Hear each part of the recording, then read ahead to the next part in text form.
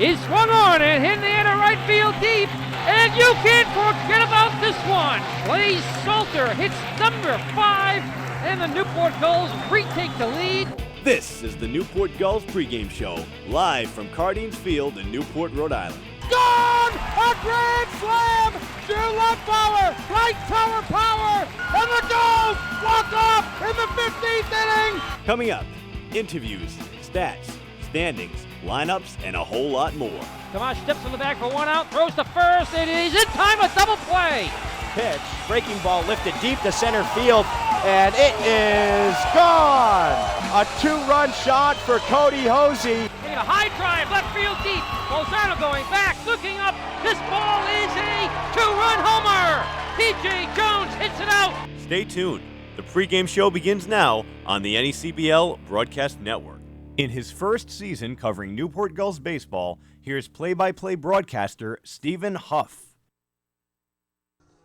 After a tough loss last night, the Gulls look to bounce back here tonight against the Upper Valley Nighthawks here on Mark Weed Memorial Scholarship Night. How you doing, everybody? Stephen Huff getting you set for tonight's action between the Newport Gulls and Upper Valley Nighthawks here on the NECBL Broadcast Network. The Gulls' second trip to Martha's Vineyard went a lot like the first, as the Sharks jumped out to an early 2-0 lead after the first two innings. The Gulls took the lead back in the sixth inning after Brett Vosick and Justin Henry Mallory came across to score, but the Vineyard took back the lead after they scored 4 unanswered in their final 3 trips to the plate en route to their 6-3 victory and 10th win in a row. Newport will be facing off against the Upper Valley Nighthawks tonight, who are 16-11 on the season and tied for second place in the Northern Division. Last time out for the Nighthawks, they took down the number 1 ranked team in the Northern Division, the North Adams Steeplecats, by a score of 8-7. The Gulls and Nighthawks right here are due up next on the NECBL Broadcast Network. Don't go anywhere. The Gulls pregame show starts right now. And welcome back to the NECBL Broadcast Network pregame show. I'm John Perrick, and today I'm joined with Gianna Quillen, the Director of Community Relations. Gianna, how are you today? I'm great. How are you, John? I'm well, thank you. Now, Gianna, we got a big week in store next week. Of course, we're going to start with the Military Appreciation Night, and then we're going to end with American Heroes Night. Can you just give the fans back home a little information regarding both those nights? Yeah, so on Monday, it's free admission for all military personnel. We encourage them to bring their family and friends. It's going to be a great night. We expect a lot of people to show up and a lot of support for our military veterans. Wednesday is People's Credit Union Fanatic About Reading Night, so all the kids are probably really excited to come back because they read all their books and their bookmarks turned into tickets. And then Friday night is American Heroes Night, where police, fire, and EMT all get free admission to the park, so we're expecting that to be a big night as well. So we have a really exciting week coming up at this park. And well, Gianna, of course, this being your first season with the Newport Gulls, please just explain a little bit about what you've learned here in Newport, working at Cardines Field, working over at the office with Chuck Pava, Chris Patsos, and Michael Falcone. Please just explain a little bit about that. Yeah, so I've learned a lot about the importance of creating relationships and making connections with different people, because you don't know where everybody's been and what they do and how they can get you to the next step in life. And I'm really excited to continue the season. It's been pretty successful so far. I've met some great people, and I think that it'll help me in my future. Well, you talk about the next step in life. You talk about your future. What exactly do you want that to be? I am aspiring to work for the Boston Bruins. I'm applying for an internship with them next spring, so hopefully that all works out, and then that turns into a job afterwards. And you want to stay in that community relations field, is that correct? Yeah, I'd like to do community relations and a little bit of marketing as well. Well, thank you very much, Gianna. I'm John Perrick, and the NECBL Broadcast Network pregame show continues next, right here on the NECBL Broadcast Network. Welcome back to the pregame show here on the NECBL Broadcast Network. Nick Bell here with Justin Cherry for Ask a Goal. And so, Justin, this is Ask a Goal, where we take questions from our fans on social media and ask you them. All right, so first question is favorite teammate. Favorite teammate would have to be probably Sam. I don't know. No, probably Scott. Scott's my favorite teammate. Why is Scott your favorite teammate? Because he's a clown. and he's just a really good baseball player, and he loves the boys. It's not just because he's standing right there, right? No reason at all. So second question, most likely to strike out on BP? Probably also Scott. Yeah, Scott or Bender, actually. Bender's a big strikeout on BP guy. Really? Big What swing and miss guy. do you think the count would be? First, right? Probably 2-1 or 1-2 right 1-2? there. Yeah. So he watched one pitch, yeah. Yeah, he saw one ball in the dirt, but he just that next one just got him right there. Now, were there any fouls at all on that? No fouls, just straight 3 swing and misses. Oh boy. Yeah. Favorite ice cream flavor? Probably cotton candy. Why is that? I just love cotton candy with putting gummy bears in it. It's fire. It's really good. I've never tried that before. Maybe I will one time. Yeah. Favorite house along the outfield fence. Take a look, by the way. Yeah, the gray and red one, because those are really nice people. I was actually having a conversation with them today, and they were great people. And then they don't even care about it getting peppered with baseballs and BP and stuff like that. They don't. They might be the first people to not care about that, honestly. They like the tree. The tree there, he was like, yeah, it catches a lot of them. So yeah, but they're really nice people. Great. They're always out there too during games. Do you ever talk to them during games when you're out in the bullpen? No, not really. We're kind of too far. I don't know if one of the left fielders has, but yeah, they're great people out there. That's nice to know that we have good neighbors here in Newport. If you had to spend 24 hours with a coach, who would it be? Probably Coach Sorrow. Why is that? Because we could definitely go to the beach and have a blast. He's from Narragansett, where I'm living this summer, and so I think we would have a really good time, just on the beach all day. And so our last question here is a trivia question about something of my choosing. Okay. So Stephen Huff, our broadcaster, he's not from around here. So where is he from? Like town or state? Let's go with both, town and state. I have no clue. I'll go with Franklin, Mass. No, I'll give you another try. Yeah. It's not a state, like it's anywhere close to here, or even a town that's anywhere close to here. Wow, it's another country? No, it's in America. Oh, it's in America. Nowhere close to here. Can I have a region? Midwest. Oklahoma? No. Omaha, Nebraska. College World Series. Now I know that. Yeah. Now you know. Now you can go and talk to Steven about that and how you didn't know that before. Yeah, I'm sorry. Have you ever talked to him before? Or? Not much, no. Oh, well, maybe that's why. Yeah, all right. It would help to do that, yeah. Well, thank you very much for this. Thank you. And the pregame show continues next on the NCBO Broadcast Network. Welcome back to the Gulls pregame show. It's time for the front office report. Stephen Huff alongside Mike Falcone, the Gulls director of baseball operations. And Mike, of course, tonight's a special night here at Cardines. It's Mark Weed Appreciation Night. And, of course, he meant a lot to the community. Talk about just a little bit about this night. Yeah, absolutely, Stephen. It's one of our most significant nights here at Cardines. Mark Weed Memorial Scholarship Fund gives scholarships for our summer camp to deserving young boys and girls from around the community. Teresa Paiva-Weed, former Senate president here in Rhode Island, and her husband were such large influencers in the community, such supporters of youth athletics that upon his passing in 2009, they wanted to do something to give back to the community, and the Gulls summer camps was their way to do it, and we've been able to reach hundreds of kids who deserve scholarship who wouldn't be able to attend if it wasn't for the scholarship fund. So it's our way to pay tribute and honor Mark Weed here tonight. And then, of course, he was such a huge influence in the Newport community. Just talk a little bit about his impact. Yeah, well, he grew up playing baseball right here on Cardines Field. He went to Rogers High School, and him and Teresa were at a lot of youth athletic events, frequented Gulls games, frequented Rogers High School games, so they were always around, whether it was a soccer game, a baseball game, basketball game, you'd see the Weeds out there, and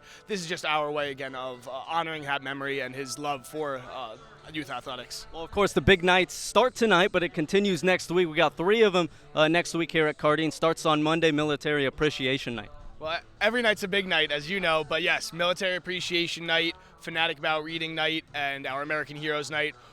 First off, Military Appreciation Night, just our one way of being able to say thank you to the men and women who have made our country free, continue to do so and serve our country and make it at what it is today. It's the least we can do, and it's always nice to get people from the Army, the Navy, the Marines, the Coast Guard, everybody here in one place and just say thank you to them, and we have a great time in doing it. And then, of course, the playoff race is heating up here. Gulls, battling for that, second and third spot right now. There's still some baseball to be played, but what do you think about the team so far? Oh, it's exciting to watch, and it's going to be even more exciting down the stretch here.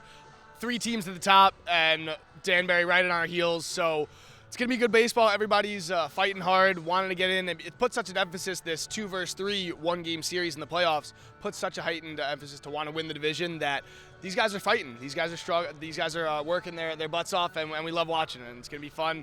We've got a good Upper Valley team tonight over in the North Division, so I'm excited. I'm looking forward to it. Well, good one tonight between the Gulls and Nighthawks. For Mike Falcone, I'm Stephen Huff. The Gulls pregame show continues next here on the NECBL Broadcast Network. Welcome back to the Gulls pregame show. It's time for the Coach's Corner. Stephen Huff alongside the Gulls pitching coach Greg Zackerson. And now we've made the ferry trip over to Martha's Vineyard twice. So we've seen the Sharks twice. What do you think about the trip so far? Well, I think they're a good team. They're a really good team. They do a lot of the small things right, but they got a very big home advantage. That trip, hopping on the ferries, going over, that's for the birds. That's not really a fun thing to do. And then coming back on that little boat, the Patriot that brings you back and forth. It's just something that's just going to get in the heads of all those teams coming over there. They may have, I thought Newport had a very good home field advantage. Theirs might even be a little bit more with that travel, because that's a killer.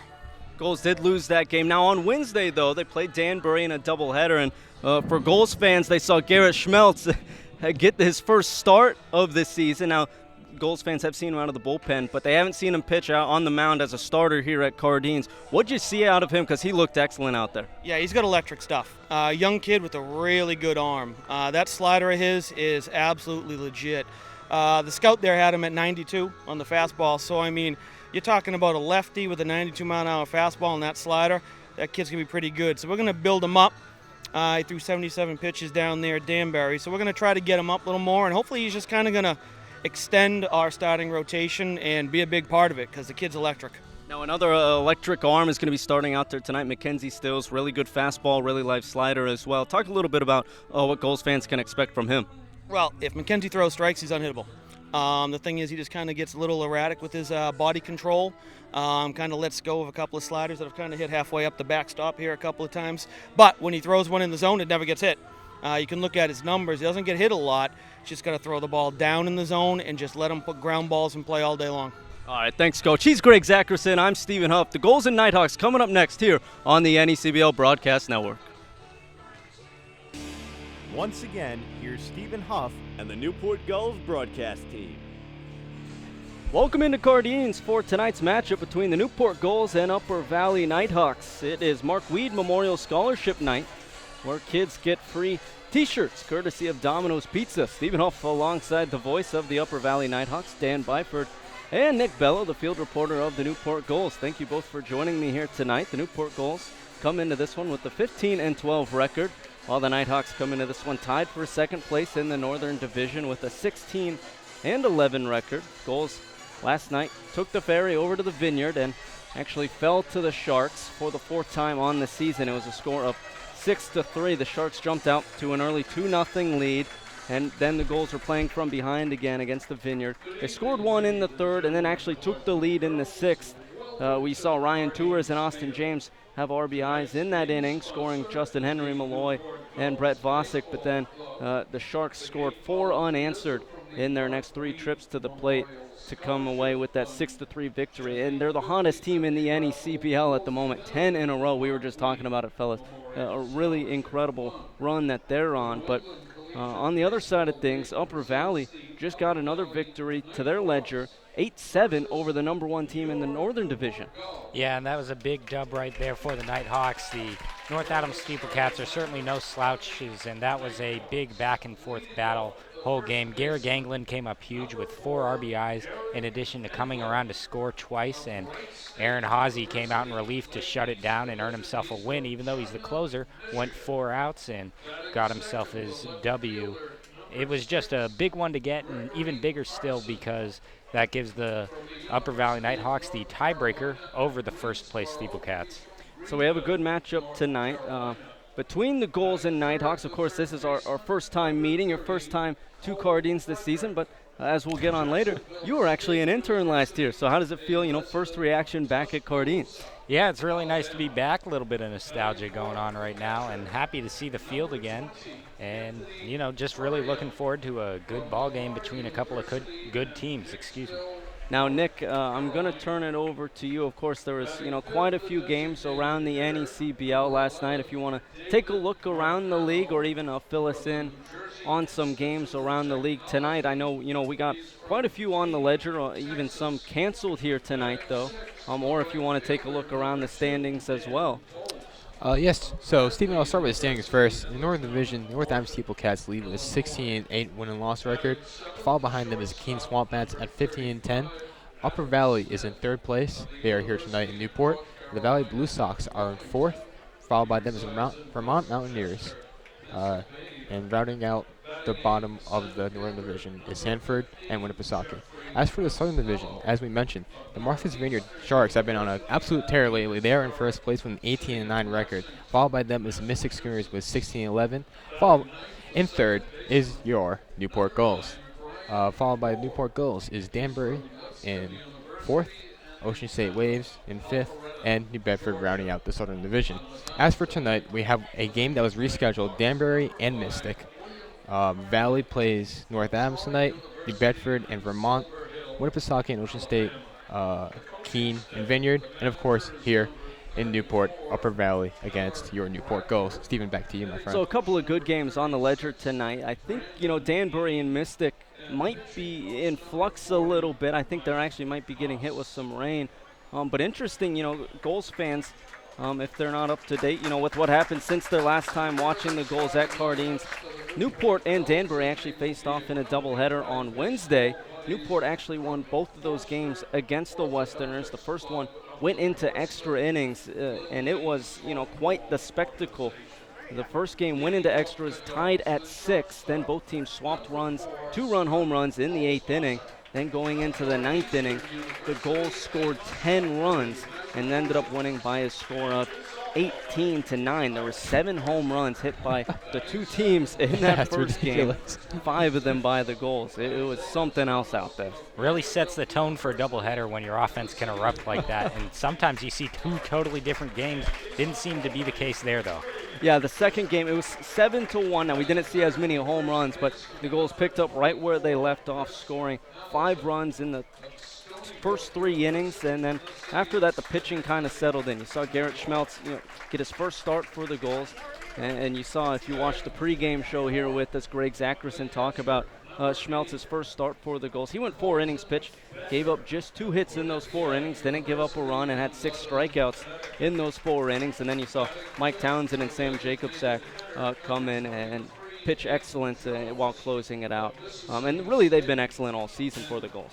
Hey, that Danbury doubleheader was huge for the Gulls. They gained so much ground in the league.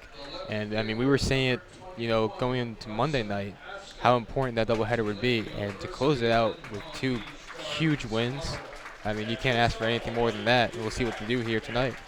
Yeah, because coming into that, we take a look at the standings, but it was neck and neck. We really still is 4 teams playing for 3 spots, but I believe it was just half a game splitting Danbury and Newport for that 3rd spot. And so if one team was able to sweep the other in that doubleheader, it could give them a huge advantage going forward, and Newport was able to come away with that sweep. Yeah, and Newport is now 1 game above Danbury and 1 game behind Mystic, as well as 3 games behind Vineyard, who they lost to yesterday, but Vineyard's been on a tear. They're a tough team to beat. Not to make any excuses, but I think Newport's in a good place right now. Still plenty of baseball left to play this NECBL season. On the other side, fill in some of the Southern Division fans, Newport fans, on what's happening on the northern side of the standings. So the Nighthawks have been chasing the North Adams Steeplecats, it seems like, all year, in first place for a day after a doubleheader that came away with 1 win and 1 loss. And then the next day, the Vermont Mountaineers actually took it because they went on quite the tear that kind of resembles the one that the Martha's Vineyard Sharks are on right now. But now it's back to what it's been. It's at the top. You got North Adams and Keene. Before there was Valley, and now Valley's on a 4-game winning streak. We'll see if they can beat North Adams, make it 2 in a row for them. It's a very tightly contested division. Any one of these teams could end up in the playoffs. It seems like every team is either hitting a losing streak or a winning streak right now. And it just seems, when is someone going to find consistency? I don't know. What are your thoughts on that?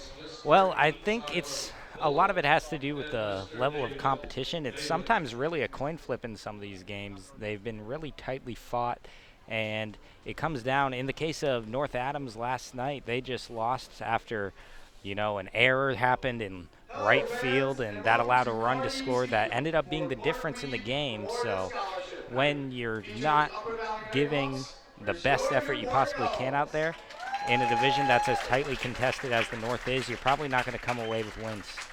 Well, tonight we do have quite a few special guests. Of course, it is Mark Weed Memorial Scholarship Night, and he has had quite an impact on the Newport Gulls, but also the Newport community. So we want to send it down to the field for Mike Falcone, the Director of Baseball Operations. He's on the field right now, but also for the guests that are on the field right now to recognize them.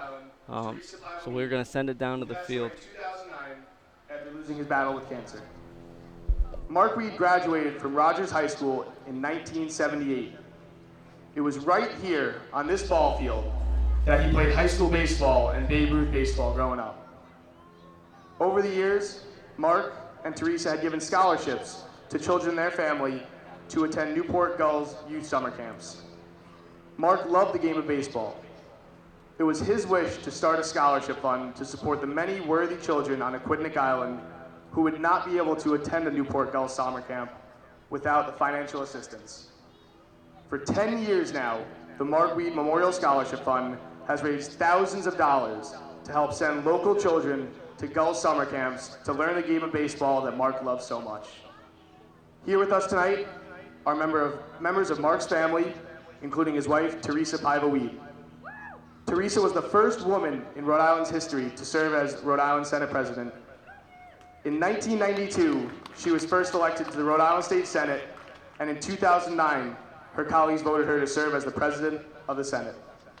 After stepping down in March 2017, Paiva Weed took on the role of President of the Hospital Association of Rhode Island.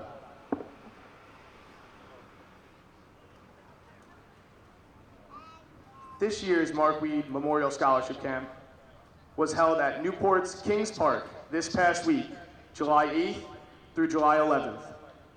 On the field with us tonight are some of the campers who attended Mark's Memorial Camp. Let's give them all a round of applause.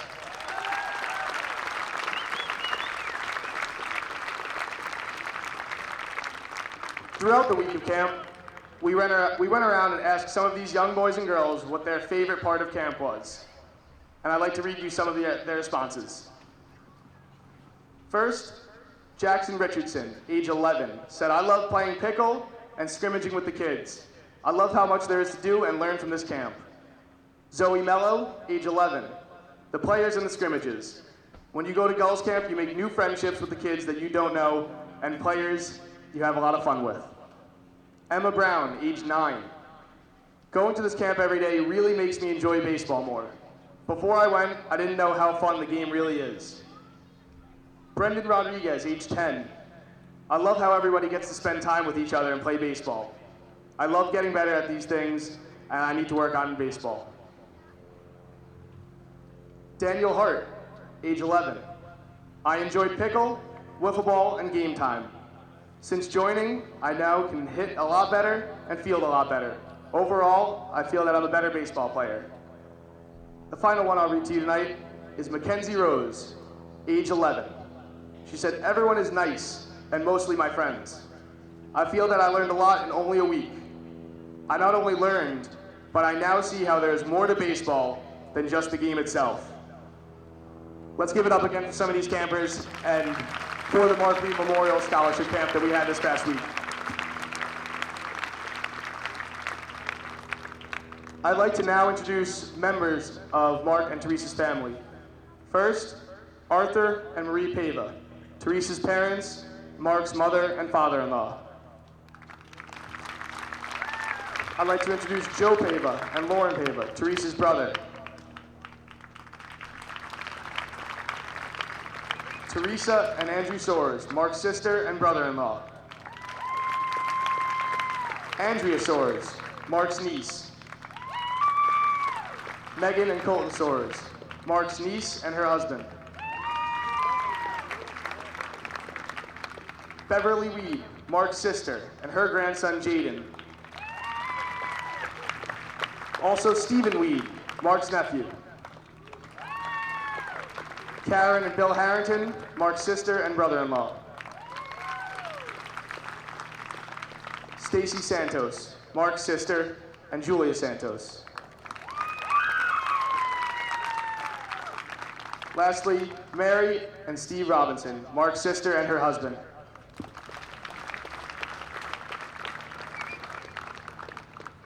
Now I'd also like to recognize very special members of our community and members of Rhode Island and city government. Now representing City of Newport, Mayor Jamie Bova, former Mayor and current City of Newport Councilor at Large, Jean Ann Marie Napolitano, Councilman Justin McLaughlin, and Representative Lauren Carson.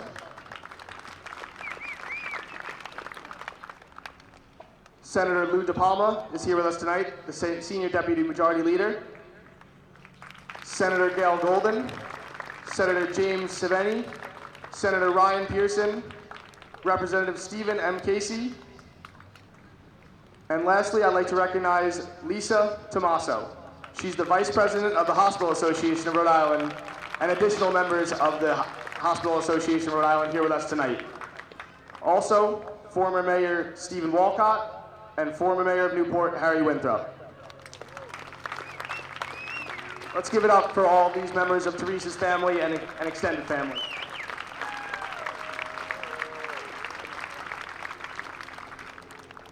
Now, I'd like to introduce very special members here to throw out tonight's ceremonial first pitches. First up, Julia Santos. She's the daughter of Mark's sister Stacy Santos, and she helped orchestrate tonight's events and bring everybody together. All right, good job. Stephen Weed, Mark's nephew, will throw out the next ceremonial first pitch. He's going to do it from the mound.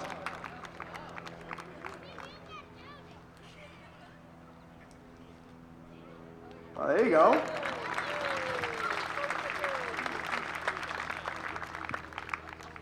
I'd like to call to the mound now Lieutenant Governor Dan McKee. Lieutenant Governor McKee was sworn in as the 69th Lieutenant Governor of Rhode Island on January 6th. As a former mayor, Lieutenant Governor McKee had a special connection with the communities and worked with Teresa Pavweed on many municipal government works. And he has a mean 12-6 curveball. Next up, Rhode Island General Treasurer Seth Magaziner. He was born in Bristol, Rhode Island, and began his career as a public elementary school teacher and investment professional before taking office in 2015. He too can throw a good ball.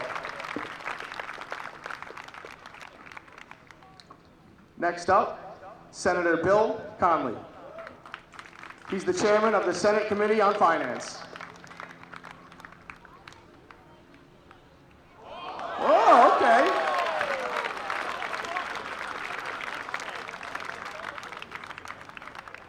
Next up, Ben Wiener. He's the Vice President of Administration at Family Service of Rhode Island. Teresa Pavweed is a member of Family Service of Rhode Island's Board of Directors. Ben's here with his son, Sam Wiener. Oh, he really had some gas behind it. I'm going to show you up, Senator. Lastly, I'd like to introduce Mayor Fukui. He's the mayor of the City of Newport's sister city, Shimoda, Japan. Newport and Shimoda became sister cities in 1958. You can play a little baseball as well.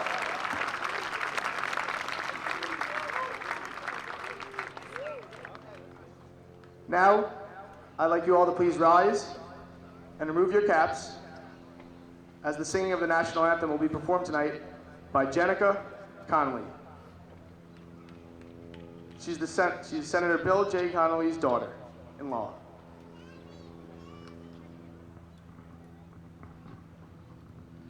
Oh, say, can you see by the dawn's early light what so proudly we hailed at the twilight's last gleaming, whose broad stripes and bright stars through the perilous fight o'er the ramparts we watched were so gallantly streaming, and the rocket's red glare, the bombs bursting in air,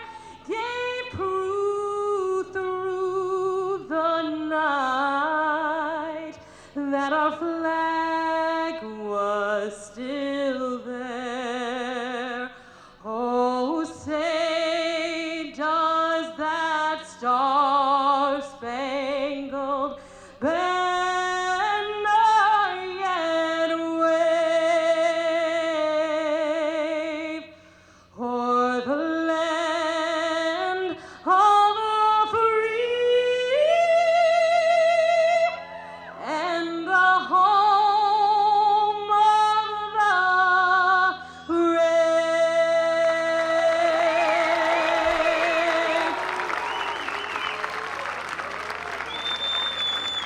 Thank you very much, and thank you again to Teresa and her family for tonight. Now let's get ready to play Tonight's some baseball. national anthem was sung by Jenica Conley, Senator Bill J. Conley's daughter-in-law. Stephen Huff joined alongside the voice of Upper Valley Nighthawks, Dan Byford, and the field reporter of the Newport Gulls, Nick Bello. And as many of you can see, Nick Bello is in the booth with me here tonight. Zach Letson was in the booth with me on Monday. Good friend of ours, Nick and I, and he has gone home back to Miami for the summer. He has gone home to be back with his family. His grandma is actually battling cancer right now, and so it is just better for him to be back home. We know Zach is listening right now, though, and so we wanted to wish him well and his family well.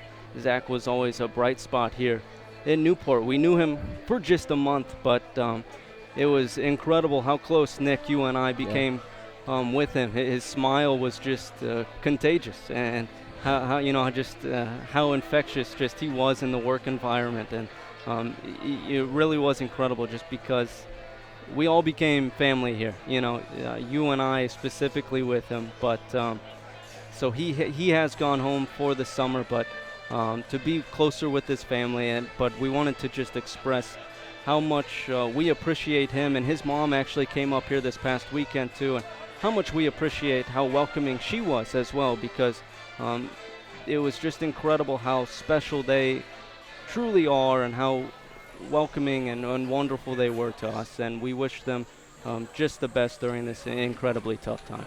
Yeah, you said it perfectly, Stephen. I couldn't agree anymore. Stuff like this is tough. We didn't see it coming. We thought Zach could be here for the whole summer, and we'd still love to have him here. But sometimes in life, unfortunate things happen at the most unexpected times, and it's better for him to be back home with his family.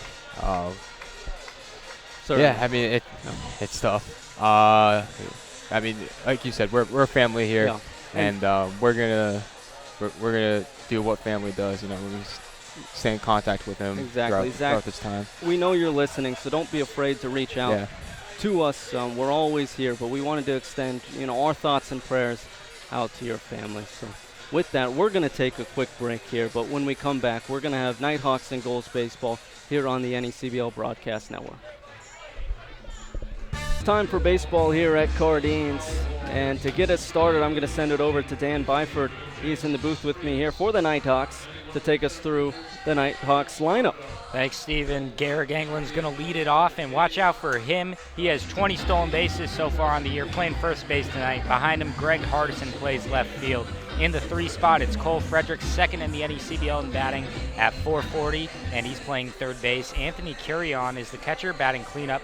David Marcano, the designated hitter, bats 5th. Dan Bolt, the right fielder, bats 6th. Then you have Adam Smith, the shortstop, batting 7th. Jeff Costello, the newcomer, playing center field and batting 8th. And Brian Moore, the shortstop, second baseman tonight, will round out the lineup, batting 9th. Starting on the mound tonight is Mackenzie Stills for the Gulls. He's made 6 appearances and 1 start already for Newport.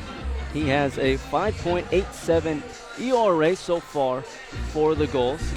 He's pitched 15 1/3 innings pitched, has given up 19 runs, just 10 of them earned off of 19 hits and 9 walks. He's struck out 13 batters in those 15 1/3 innings. Taking a look at Newport's lineup here tonight, you have Scott Holzwasser, the Northeastern shortstop for the first time on the year for the Gulls, leading things off, followed by Isaiah Thomas, who'll be in center field. After him is Chris Hamilton, who'll be playing first base. In the cleanup spot is Colton Bender, the Quinnipiac catcher. Behind him, batting 5th, is Hayden Jones, the designated hitter.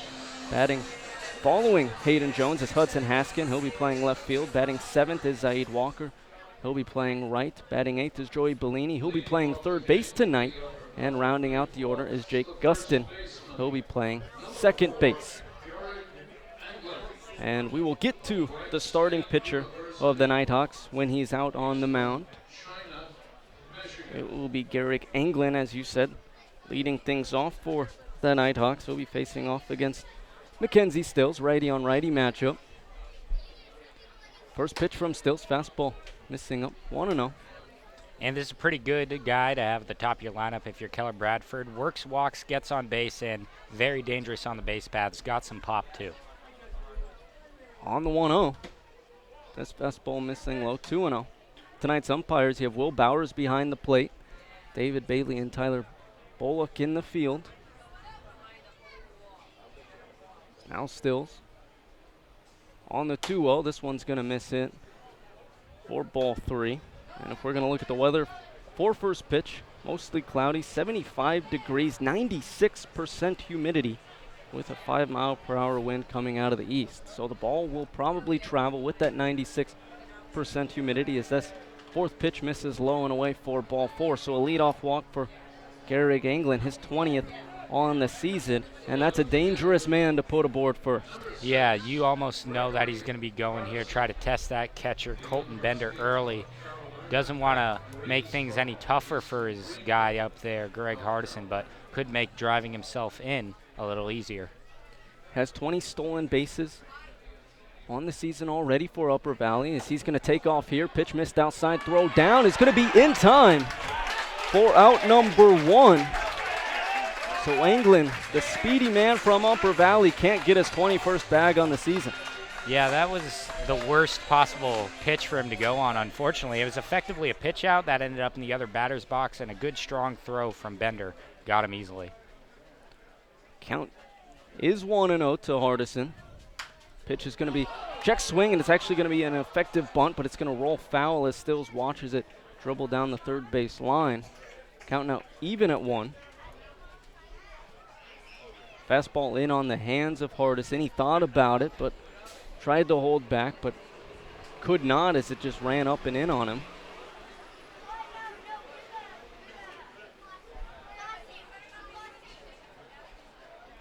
Stills working from the first base side of the rubber on the 1-1.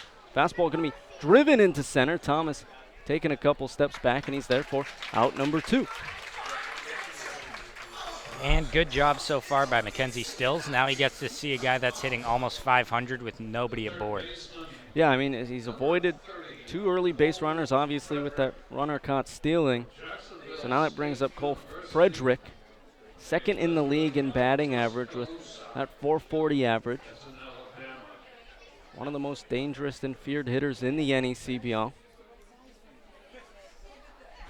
Now this first pitch, slider going to be flown into right. Walker going back in that right center corner, looking up, and it's off the ivy. Frederick thinking too. The throw in is not going to be in time, and he's going to be aboard with the stand-up 2-out double. Great job going the other way with that one on the outside corner. Sometimes kind of hard to do that on the breaking pitch, but he hit that right off the ivy like you mentioned, and he's standing at second base. And he does exactly what he's done all season. Just get aboard by virtue of a hit, no matter what. I mean, had the 440 average coming into this, has 6 doubles coming into tonight. There's his 7th. It just seems like no one can get him out. Yeah, and another hot bat coming to the plate here for the Nighthawks and Curion. Anthony Curion of Lamar University will be the catcher tonight. Now he's listed as an infielder, but he's a utility guy of some sorts. Yeah, he's played a lot of positions. Now this one's going to be grounded in between third and short into left field, and that's going to hold up Frederick at third, so runners are now on the corners for the Nighthawks with 2 away. Good stop sign there from Keller Bradford. Looked like Hudson Haskin was coming up gunning on that one. Ended up getting it to his cut guy as well, so no possible advance from first base for Curion. But for Upper Valley, 2 straight hits on 2 outs. Puts runners on first and third for David Marcano. He's hitting .250 on the season for the Nighthawks. Be a righty-on-righty matchup for Stills on the mound, working out of the stretch. First pitch to Marcano, fastball missing low, 1-0. And he's been a middle-of-the-order bat most of the season. He's had his ups and downs, but his ups are pretty streaky. Stills on the 1-0. Fastball now missing in. Marcano has worked 7 walks on the year. He's ahead in this count now.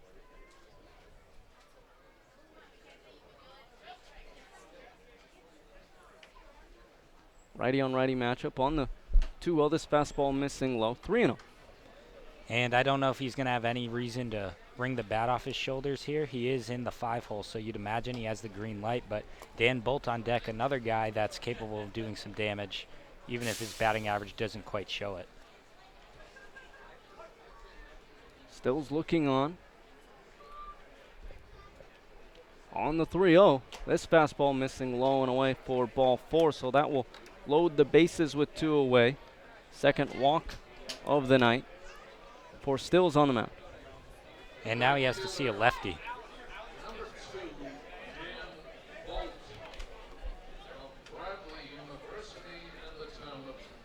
Yeah, lefty matchup at the plate for Stills. Righty on lefty matchup. Dan Bolt at the plate. .242 average, but 3 home runs and 12 walks. As this first pitch off speed caught him out in front, 0-1. Yeah, he's getting ready for the fastball, and you're right, he was totally out in front of that one. Looked like he really didn't expect that breaker in the dirt. So Stills now out in front, 0-1. Look to pull the string on the first pitch. Now this 0-2 swung on and missed. Count now 0-2, excuse me. Got a little bit ahead of myself. I don't even have the excuse that it's late. I mean, we just started. Yeah, well, you could have maybe guessed the outcome there after he went after that first pitch in the dirt. You know, you could use that. It's a little bit of a late start time. A late start. That's what we'll go with. Thank you, guys. No problem. So Stills now on the 0-2. On the 0-2 offering. Another slider. This one's going to be blasted into right. Walker at the wall looking up. And he's going to be there for the catch right at the warning track for out number 3. So Upper Valley leads them loaded. And ending the top of the first, still scoreless here at Cardines on the NECBL Broadcast Network. The 2019 season marks the 20th. Bottom of the first. And it's Will Carnley on the mound for the Upper Valley Nighthawks. Dan, take it away. Well, Will Carnley is currently leading the NECBL in ERA with a 1.59. That's pretty microscopic if ever there was an ERA. In just 28 1/3 innings pitched, he has 32 strikeouts, only allowed 25 hits to go with 7 walks. He has hit 4 guys, though. but the infield behind him is Garrick Anglin at first, Brian Moore at second, Adam Smith at short, and Cole Frederick at third. Then left to right, it's Greg Hardison, Jeff Costello, the newcomer from Northeastern, and in right field, Dan Bolt. And catching for Carnley is Anthony Curion. He will be facing off against Holzwasser, Thomas, and Hamilton, leading things off for the Gulls. But before that, we'd like to thank Kelly Anglin for her kind words over Twitter about our camera work and broadcasting so far. If anyone else would like to tweet at us or let us know how we're doing on the broadcast, you can tweet at us or email us. You can tweet at us at Newport Gulls or email us at broadcast@Newport Gulls. Let us know how we're doing and let us know where you're listening from. It's this first pitch to Holzwasser, fastball missing low and away. 1-0. That's not a bad first pitch of the ball game to come with for Carnley. Very close to that corner. Now the 1-0 offering. Thinks the same spot, a little bit up. This one missing outside again. 2-0. Of course, Holzwasser had a 13-game hit streak coming into yesterday and 22-game on-base streak as that 2-0 pitch catches the inside edge. 2-1. But that 13-game hit streak and 22-game on-base streak was snapped against the Vineyard as that 2-1 slider misses outside. 3-1. So it was the first game he didn't reach base safely. He went 0 for 5 for the first time all season against the Sharks. Is that 3-1? Swung on and missed at the outer edge. Count now full. Interesting time to go off speed, but he was clearly reading that he was geared up for the fastball. Now the payoff pitch. Misses low and away for ball 4. So pair of leadoff walks for both sides. That puts Scott Holzwasser aboard first. That will bring up Isaiah Thomas. And if the Gulls are going to get to Carnley, this is probably going to be one of 2 likely innings where it could happen. He struggles sometimes in innings 1 and 2. After that, good luck. And he's facing one of the hottest hitters at the plate in Isaiah Thomas. First pitch to Thomas. He's going to ground past a diving Frederick at third and into left field. So a leadoff walk for the Gulls and then a single right after it from Isaiah Thomas. And that will put the first 2 batters aboard for the Gulls. Yeah, and he was not fooled on that thing at all, huh? He absolutely crushed that grounder, ended up finding a divot or something in the infield and jumping over Cole Frederick's glove, but all hits look the same in the box score. And he's, as we mentioned, one of the hottest hitters for the Gulls, and he continues that trend with that first hit here tonight. So with 2 runners aboard, that will bring up Chris Hamilton, first baseman tonight from Stony Brook. Righty on lefty matchup for Carnley on the mound. This first pitch off speed. Catching Hamilton looking. Strike 1. He's really good at throwing the off speed for a strike. In fact, he actually does it more so than he throws the fastball for a strike, if you can believe that. Little unorthodox. Absolutely. Looking over at second is Carnley now stepping off and watching Holzwasser back to second. I guess stick to what you know in that situation, what you're comfortable with. Absolutely. Carnley looking on the 0-1, catching the outer half, 0-2. And a little earlier in the last at-bat, 2 at-bats ago to Holzwasser, looked like he pulled out the 2-seamer. Looked like he pulled it out again there because it was running away from the lefty hitter, Chris Hamilton. So Carnley ahead in this count now on the 0-2. Fastball this time missing out. 1-2, but not missing by much. Pitcher's pitch there on the 0-2 count. Yeah, it's a good waste because even if he swings on that, what's he going to do? Chop it to second base? That's what you want. Carnley looking over at Holzwasser at second. Now on the 1-2, breaking ball missing up. Yeah, and you saw that gesture to himself afterward. Looks like he knew he messed up there, and that's something that could have gotten tagged. Not able to get the snap on the breaking ball. Going to look to bury it next time. Hamilton on the year for the Gulls, hitting .333. 6 doubles, but has 14 walks as well. So balanced hitter of average power and discipline. Now this breaking ball is going to be chopped over to second. Moore with it. Throws to first in time. for out number 1, but both runners move into scoring position for the Gulls. Yeah, solid job by Chris Hamilton there, just getting something in play without grounding into 2, and now just with 1 away, all that Colton Bender's going to need is a fly ball. And Colton Bender at the plate for the Gulls, hitting in the cleanup spot. Not your typical cleanup guy, doesn't have any home runs to his name, but does have the best average on the team at 348. Does have 8 doubles to his name as well, so he does have some pop in his bat, but not the typical pop that you look for out of a cleanup hitter. As that first pitch misses up and in. Interesting that the corners are in while the infield is way back. Excuse me, middle infield.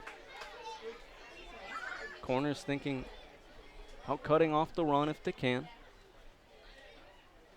Now the 1-0 slider, catching Bender swinging. 1-1. That was probably the best slider he's thrown so far in the ball game. Put that right on the corner, got him to swing through it.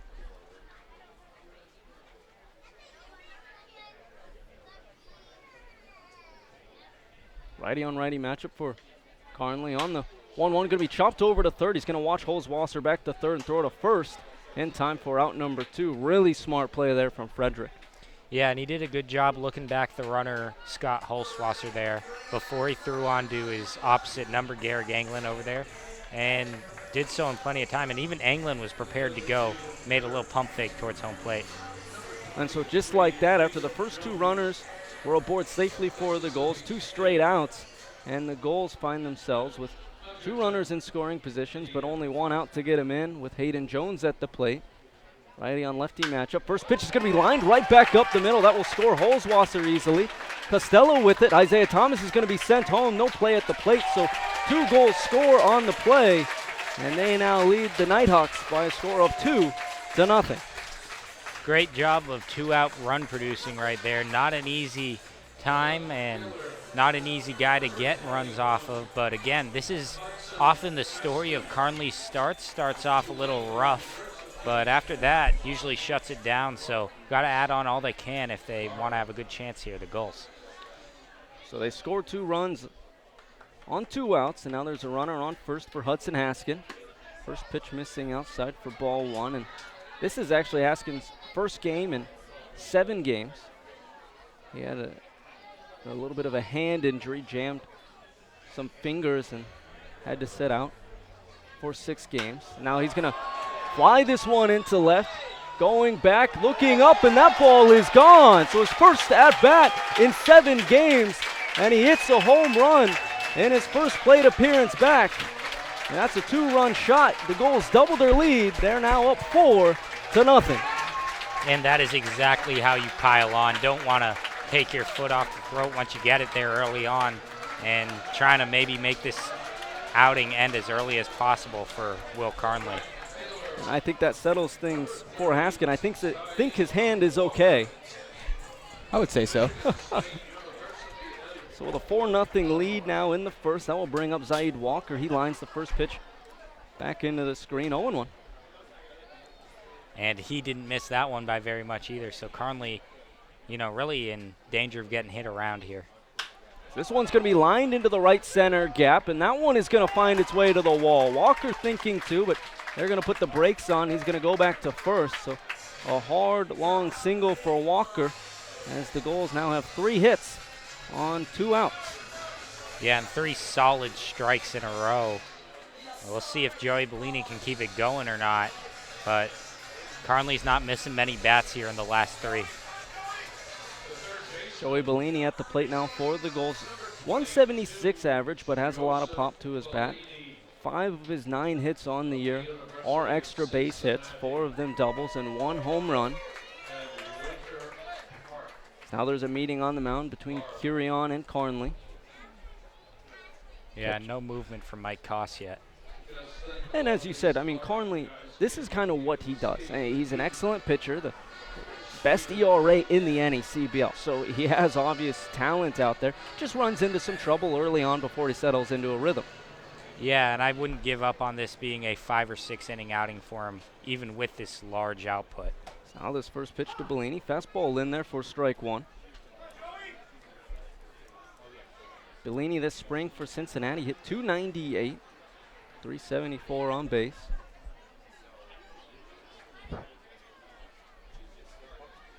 On the 0-1, slider dropping out of the zone.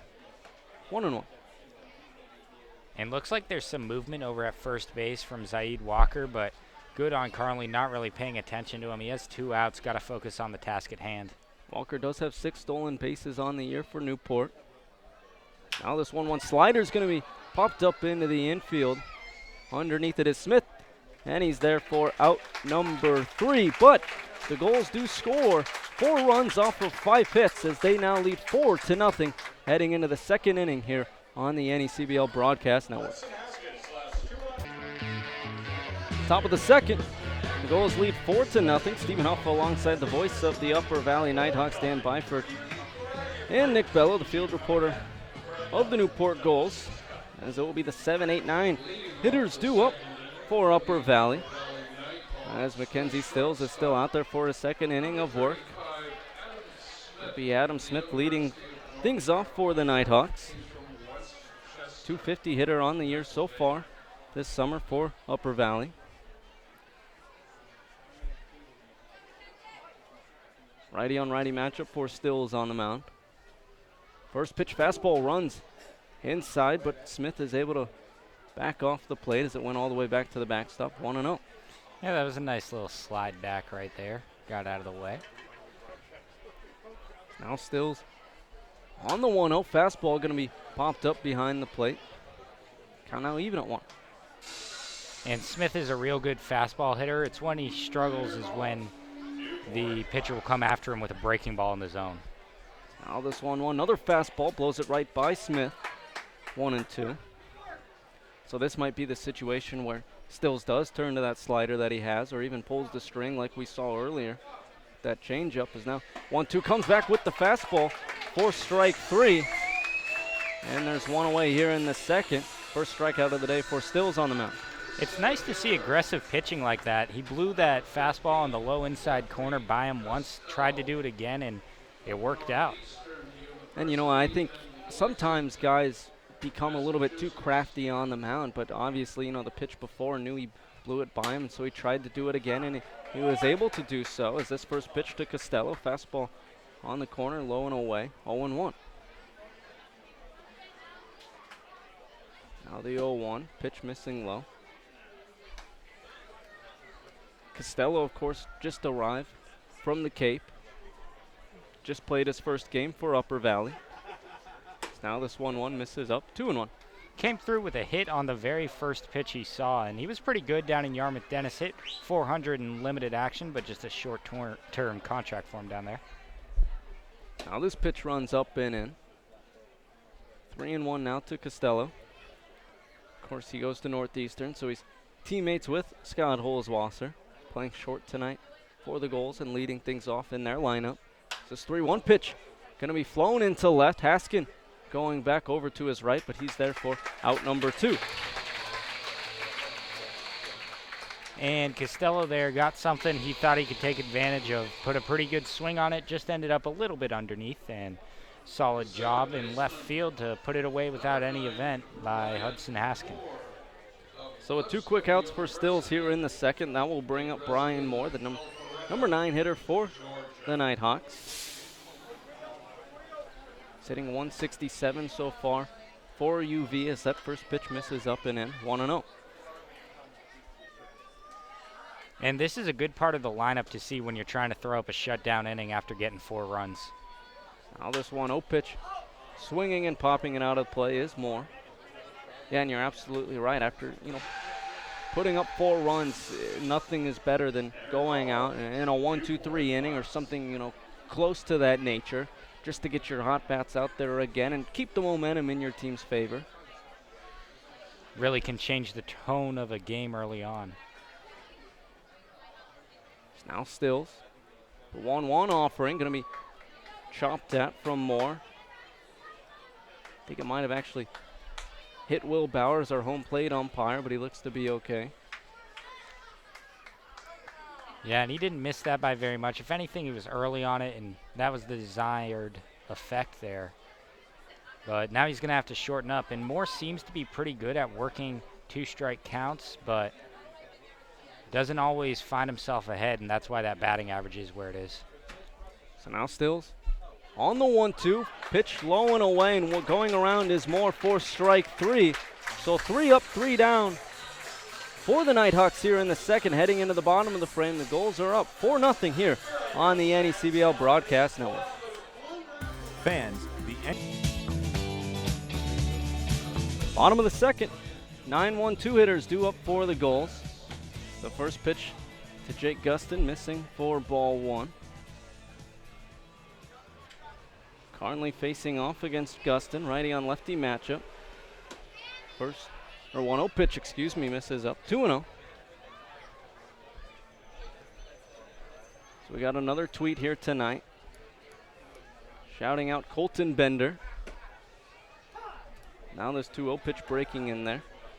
2-1.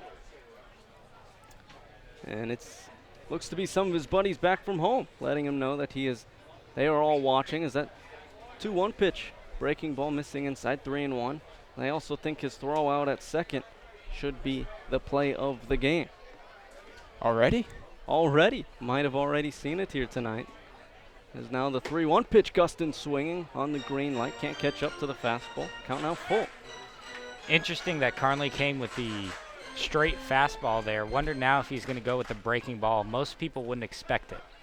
Now the payoff pitch missing low was a fastball just beneath the zone, and that will be the second walk of the day for Carnley. Both of them to lead off innings, and that will put Gustin aboard first as the lineup flips over for Scott Holzwasser.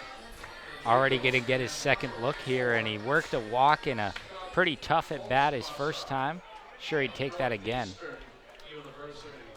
Of course, as you mentioned, Holzwasser did work a walk in the first and then later came around to score. So his first pitch, slider missing low and away for ball 1. Carnley struggling to find the zone here a little bit early on, and that's not characteristic of him. If he can figure that out, he can still go a long time in this ballgame. Carnley looking on at Holzwasser. On the 1-0, fastball going to be driven foul along the third base line. Winter Road showing minimal effort for the Gulls along that third base line in foul territory, and count now 1-1. That's typical of head coach for the Gulls. Now the 1-1 slider. Holzwasser swinging and missing 1-2.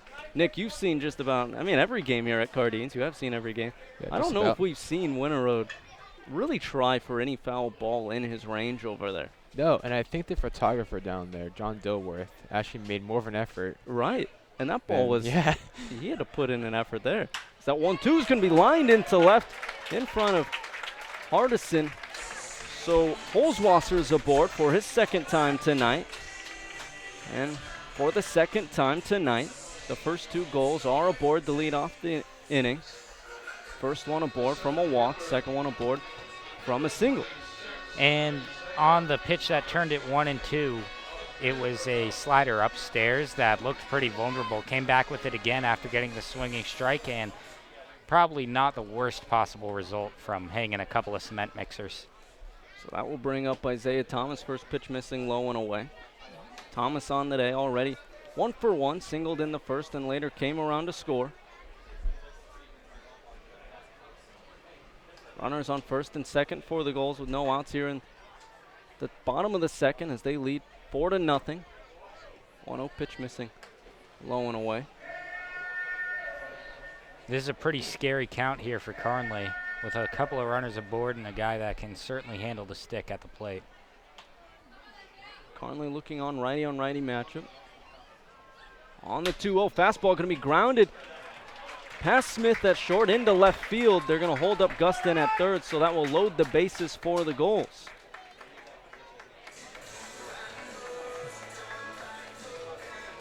So a pair of singles already for Thomas.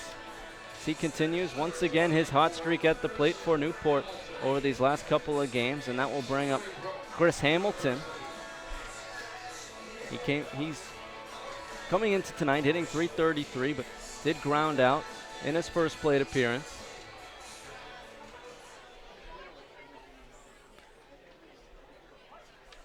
It'll be a righty on lefty matchup for Carnley. First pitch to Hamilton. He's swinging, and he's going to drive this one into Stenner. Stumbling is Costello, looking up as it's going to be off the base of the wall, kicking back. That will score Gustin. Easily rounding third is Holzwasser, as that will be a 2 RBI double for Hamilton, as now the Gulls lead 6-0. Good job taking advantage of a mistake pitch right there. A couple of pitches up so far in tonight's outing for Carnley, and he's paid for it. It's 6-0, like you said. And there's going to be a meeting on the mound for Upper Valley. Yeah, it's Mike Koss going out there. And he's just going to have a talk, but I'd imagine someone's going to have to get up. And it's a lot earlier than I think anybody following the Nighthawks closely would have imagined. There is no one warming just yet in the Upper Valley bullpen, but might start, as you said, getting someone warm as the meeting on the mound has commenced, and that will bring up Colton Bender for the Gulls with runners on second and third and no outs here in the bottom of the second. He's thrown over 30 pitches already, so he's getting up there in terms of pitch count. First pitch to Bender, slider missing low. And he hasn't recorded an out just yet here in the second. That's the kind of pitch he's want to throw there, just not able to get the call. Now the 1-0 slider. That one's in there for strike one. And the inside corner has definitely been there for both pitchers tonight. More willing to use it, though, so far has been Mackenzie Stills, and why not? Because he throws a ton. Now the 1-1 slider, catching Bender out in front. 1-2, and it seems like that slider has been the go-to pitch for Carnley in a time of need. He's definitely leaned on it. Now Carnley on the 1-2, comes back with the slider. Bender able to foul this one off, back to the backstop. We'll go again. I'd imagine something different is coming here. Don't want to show the same pitch too many times in a row, especially with runners aboard. Runners are on second and third for Newport with no outs as they lead 6-0 on the 1-2 slider. Catches Bender swinging low and away for strike three. First strikeout of the day for Carnley. First out here in the bottom of the second. Nice response from Carnley against a real big stick in the lineup after having a conversation with his guy, Mike Koss. And now, not out of the woods yet. It will bring up Hayden Jones, the designated hitter for Newport. He had that sharp line drive back up the middle that drove in the first 2 runs of the day for Newport. That first pitch to Jones misses low for ball one. Righty on lefty matchup for Carnley on the mound. On the 1-0, that one missing up and away. 2-0. Yeah, that one kind of just came out of his hand a little bit. And he's mostly been on top of everything ever since that double a little bit earlier, getting stuff in the lower half of the zone. Now there's 2-0. That one's going to be grounded over to Moore at second. He scoops it up and tosses the first in time for out number 2, but that will plate Thomas from third, so the Gulls now lead 7-0. Good job there just to get another run in. 7-0 might not seem a lot different than 6-0, but again, every run you're going to take it. That will also move up Hamilton over to third base on the play, so another run 90 feet from scoring, as that will bring up Hudson Haskin for the Gulls. Of course, he had that 2-run shot into left in the first innings. He watches this first pitch slider at the knees in there for strike one. After going right there to the front door, we'll see if he comes over to the back door now. Now this 0-1, that one up and in. Another slider there. That one got away a little bit from Carnley. And couldn't tell you where he's trying to go there. Just ended up out of the hand again. Now this 1-1 offering. That one fastball missing low. First fastball we've seen from him in a while. It's been almost exclusively sliders since that Chris Hamilton double. Is now this pitch, another slider, catches Haskins swinging as it dropped out of the zone on the outer half. 2-2. And it's when he's, changing speeds, taking stuff off of that slider, that he's really getting the swings and misses. 2-2 offering. Another slider going to be chopped down the third base line. Nice step there from David Bailey to stop it. Third base umpire there. Count remains. That's pretty dangerous right there after 4 in a row. Don't imagine he's going back to it again after that was crushed. Now that 2-2, he does go back to it. It's going to be grounded past Frederick at third, so that will score another one for the Gulls. And they're going to rule that an RBI single for Haskin, scoring Hamilton on the play. 8 runs now in already, and officially doubling that first inning output already. Pretty good start for the Gulls. That was Haskin's third RBI on the day. Second hit already tonight, as that will bring up Zaid Walker. Haskin takes off for second. The throw was to Moore's left, so he couldn't tag Haskin, and Haskin's now aboard with a stolen base. Thought he was going to find some way to maybe slow motion tag him as he caught the ball, but that probably was pretty much impossible. Good effort, though, and as it is, there's 2 away anyway, so I think Carnley's just focusing on the batter.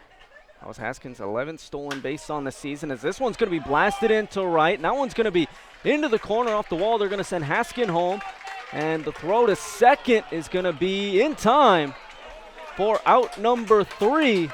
And they're going to say the run counted, so that will be the 5th run of the inning, and the Gulls now lead 9-0 heading into the third on the NECBL Broadcast Network.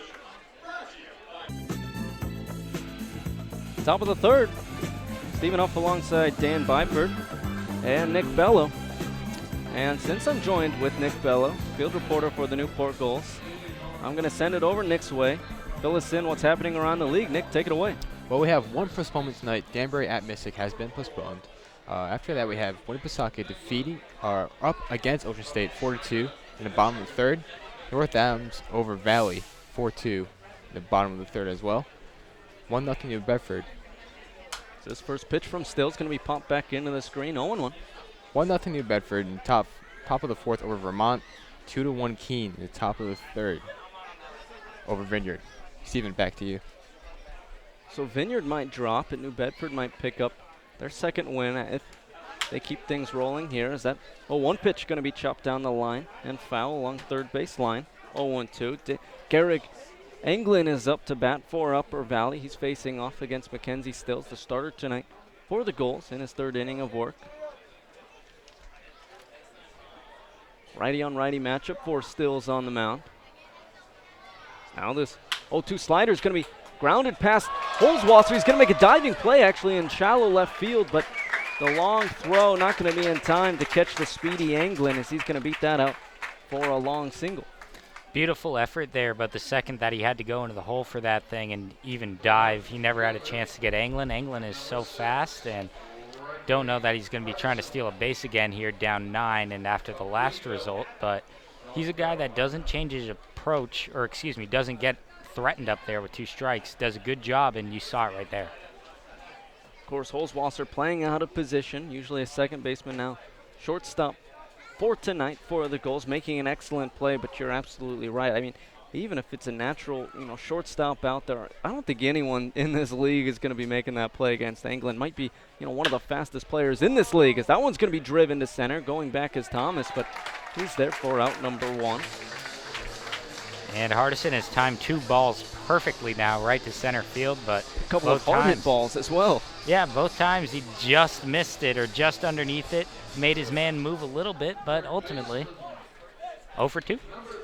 And that's just how it goes some days. I mean, you can hit some of the hardest balls out there. Last night at Vineyard, they are actually using TrackMan right now, and so that can measure exit velocity amongst other things, but one ball was hit 100 miles per hour, and it was hit right to Brett Vosick in left.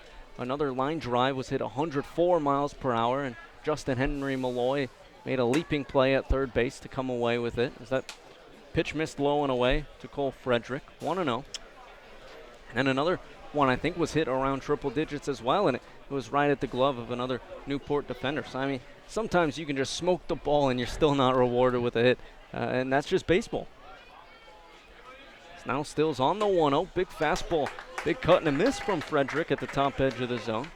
I didn't know they use TrackMan in baseball. It's more of a golf thing because a lot of golfers use it to, figure out their club speed and stuff. I didn't know you could use it for baseball. They're starting to use it more and more, and we can actually get into this, but we talked a little bit about it a little bit last night, but I know, Nick, you and I talked about it a little bit, actually, Atlantic League. Oh, don't even get me started on I don't this. know if you know about this, Dan, but that 1-1 pitch missed up 2-1, but the Atlantic League has quite a bit of funky rules this year. And one of the rules has to do with robo-umpires. Now, we can get into all the rules, but they are actually testing robo-umps. They were testing it, not using the robo-umps, but they were testing the robo-umps, as this 2-1 pitch misses up 3-1, using TrackMan for the first half of the season. And then they implemented robo-umpires through an earpiece with their actual umpires to tell them if it was a ball or strike using TrackMan for their All-Star game. So now that 3-run from Stills misses low and away. It's going to go all the way back to the backstop. That will move up England to second as Frederick is now aboard.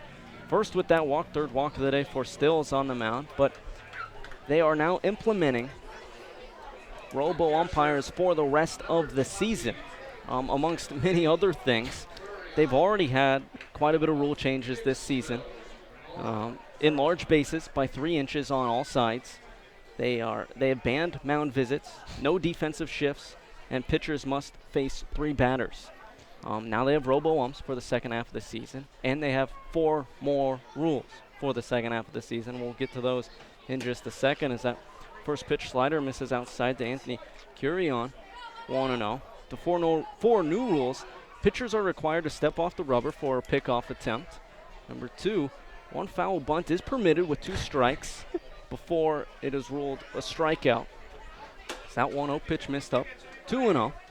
Check swing rule is more batter friendly. Now that one is very broad, not specific, so I don't know how we can dissect that. And then the last one, this is maybe the most controversial one.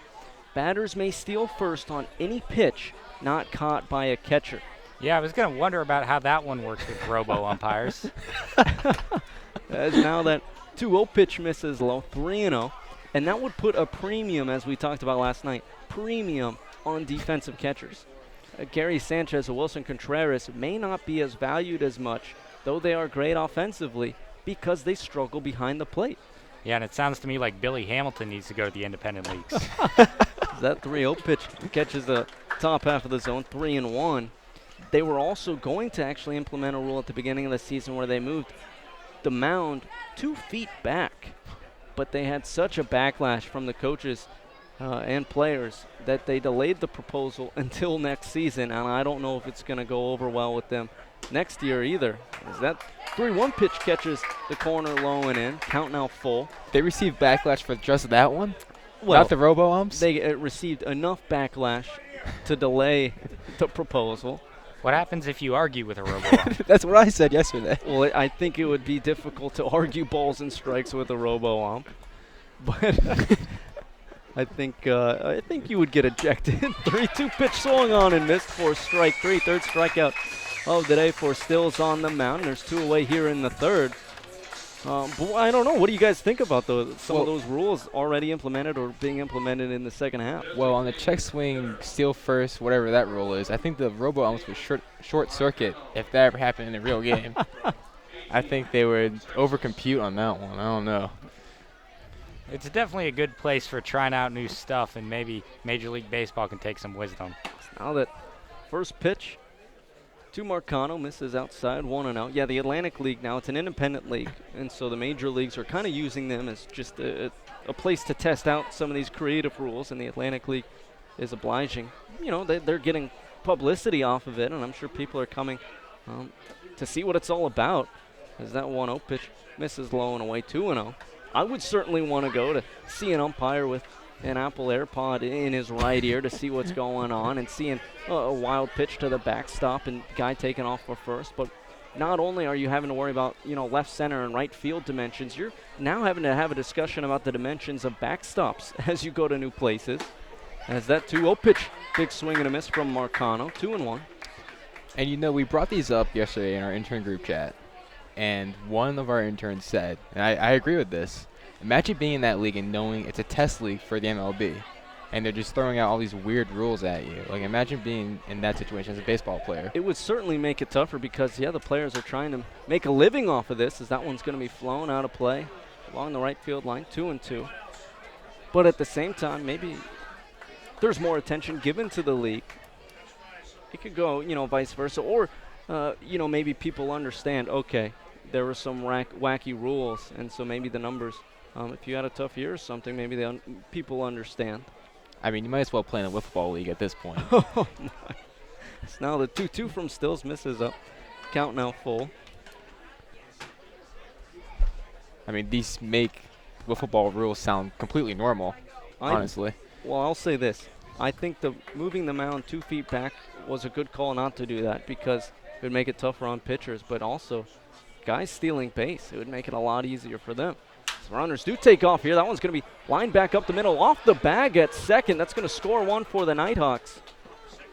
Moving up to third on the play was Frederick, and you actually saw Jake Gustin flail his glove trying to deflect the ball. Yeah, he threw everything at that one, literally. To no avail. And there's runners on the corners with 2 away for Upper Valley. Score now 9-1. I thought there were some murky rules on that as far as throwing your glove at the baseball. Maybe it's only if you catch a piece of it. But I remember there maybe something happening to like Manny Ramirez or someone like that back in the day. I have a vague memory of it. Now, I know earlier today before the game you brought up the catcher's balk, which I never heard of before. Is that first pitch in there for strike one, Dan Bolt? Now, I'll let you. I don't want to steal your thunder, so I'll let you explain that. Yeah, I'm pretty sure it just has to do with when you're fielding a ball that you're blocking in the dirt, there's runners on base, you pick it up with a mask, runner gets to advance. 0-1 pitch to Bolt, misses outside, 1-1. And that would be an interesting scenario, seeing one unfold like that. That wouldn't umpire be logical enough to call that? Or would a manager have to point that out? It's now the 1-1 in there for strike two. I don't know if umpires would be familiar enough with that rule to recognize it, so you might have to have a manager that's familiarized with the rule book enough to call that one out. And know it's like a habit for the certain catcher behind the plate. Now the 1-2, big swing and a miss for Bolt at the plate, and that will end things here in the top half of the third. But Upper Valley does get a run here in the third, scoring one off of 2 hits. Heading into the bottom of the frame, it is 9-1 goals here on the NECBL Broadcast Network. It's the bottom of the third. Goals lead 9-1, and there's a new pitcher on the mound for Upper Valley. Yeah, it's Devin Beckley out of the Citadel, and he's been one of the best relievers for the Upper Valley Nighthawks all year. He has an ERA of 0, despite allowing 7 unearned runs to score. He's walked 10 guys, allowed 13 hits, and struck out 17 in 15 2/3 innings over 7 appearances. He's 3-0, so that's a lot of wins from a guy who's coming out of the pen. And he'll come into a situation where he will face off against the 8-9-1 hitters for Newport. Joey Bellini, Jake Gustin, and then Scott Holzwasser. Joey Bellini, 0-for-1 on the day. Righty-on-righty matchup for Beckley. Of course, Bellini making his first start on the season at third base. Typically a shortstop for the Gulls. Every game he's played in has been at shortstop. Beckley looking on out of the windup, out of the stretch. First pitch to Bellini. He's going to drive into the right center gap as that one's going to roll towards the light post, and cutting it off before it gets there is Costello, so Bellini's aboard with his first hit of the day. Good job ambushing him on the first swing. Beckley likes the fastball. That one a little too much of the plate and went right with it, even though it's a pretty hard fastball, able to take it the other way. Almost had 2, but a good job cutting it off by Costello. So that's the third straight inning for the Gulls where their leadoff man reaches aboard safely. Now we'll bring up Jake Gustin. He started off the second with the walk, because that one's going to be grounded over to Moore at second. He fields off of 2 hops, throws to second for 1, over to first, not in time. Gustin able to beat it out. So there's 1 aboard for the Gulls with 1 away. And good job digging that one out. Ended up that it pulled the first baseman Garrett Ganglin off the bag a little bit off the throw, but if he's not picking them up and putting it down, it doesn't matter, and he'll flip over the lineup. So as you said, it will flip the lineup over for the Gulls in Scott Holzwasser. 1 for 1 day. Has reached base twice, though, in his 2 plate appearances. Has a walk and a single, and has 2 runs scored. This first pitch, fastball missing up. Holzwasser came into tonight hitting .337 for the Gulls and leads the team in hits. And has a sneaky amount of power to him as well. 7 doubles, and it's tied for the lead in home runs for the Gulls. It's now the throw over to first. Gustin diving back in time. You know, Scott Holzwasser can just do it all. We've seen it here in Newport this summer. He can do it all in the field, and at the plate, and even, I think, rounding the bags, too. We've seen him steal plenty of bags, and then, of course, we have the infamous Holzwasser helmet counter. How many times the helmet will fall off of him as that 1-0 pitch swung on and missed. 1-1. I believe we're at 0 tonight. 0 tonight. It was nearly falling off of him as he was rounding it earlier, but he grabbed onto it to make sure it wasn't +1. I think we'll make that a half then, so we're at a half tonight. As the 1-1 runs up and in. That happened a few games ago, and I think we gave him a half, so might as well keep it consistent. We'll keep him a half. It rounds out to a hole now. Oh. Yeah. Right. Makes it easy for us. Beckley on the 2-1. Fastball catching the bottom edge. Count now even at 2. And he really hasn't come with much else yet. He's really pumping it in there, but maybe with such a capable hitter at the plate, he's going to try to pull the the string now. Beckley looking on. On the 2-2, misses up. Count now full.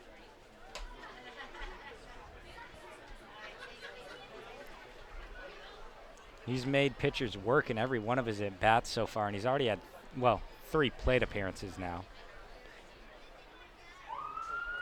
So now this throw over to first once again. Gustin back safely once again.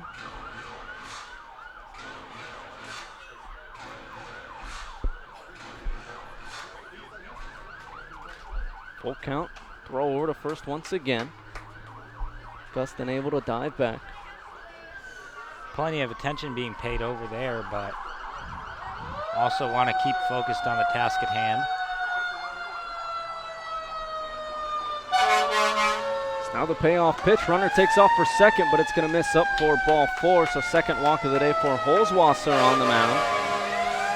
12th of the year for him. Now we'll put runners on first and second, and that's how the Gulls have led off every single inning. With runners on first and second. And each one has been an improvement on the last from 4 to 5. It would take 6 now to improve upon that, and maybe that's not the most likely thing in the world, but certainly I'm sure Gulls fans wouldn't mind. So with runners on first and second, we'll bring up Isaiah Thomas as he swings and misses at this first pitch, 0-1. Thomas on the day 2 for 2 with a pair of singles and 2 runs scored.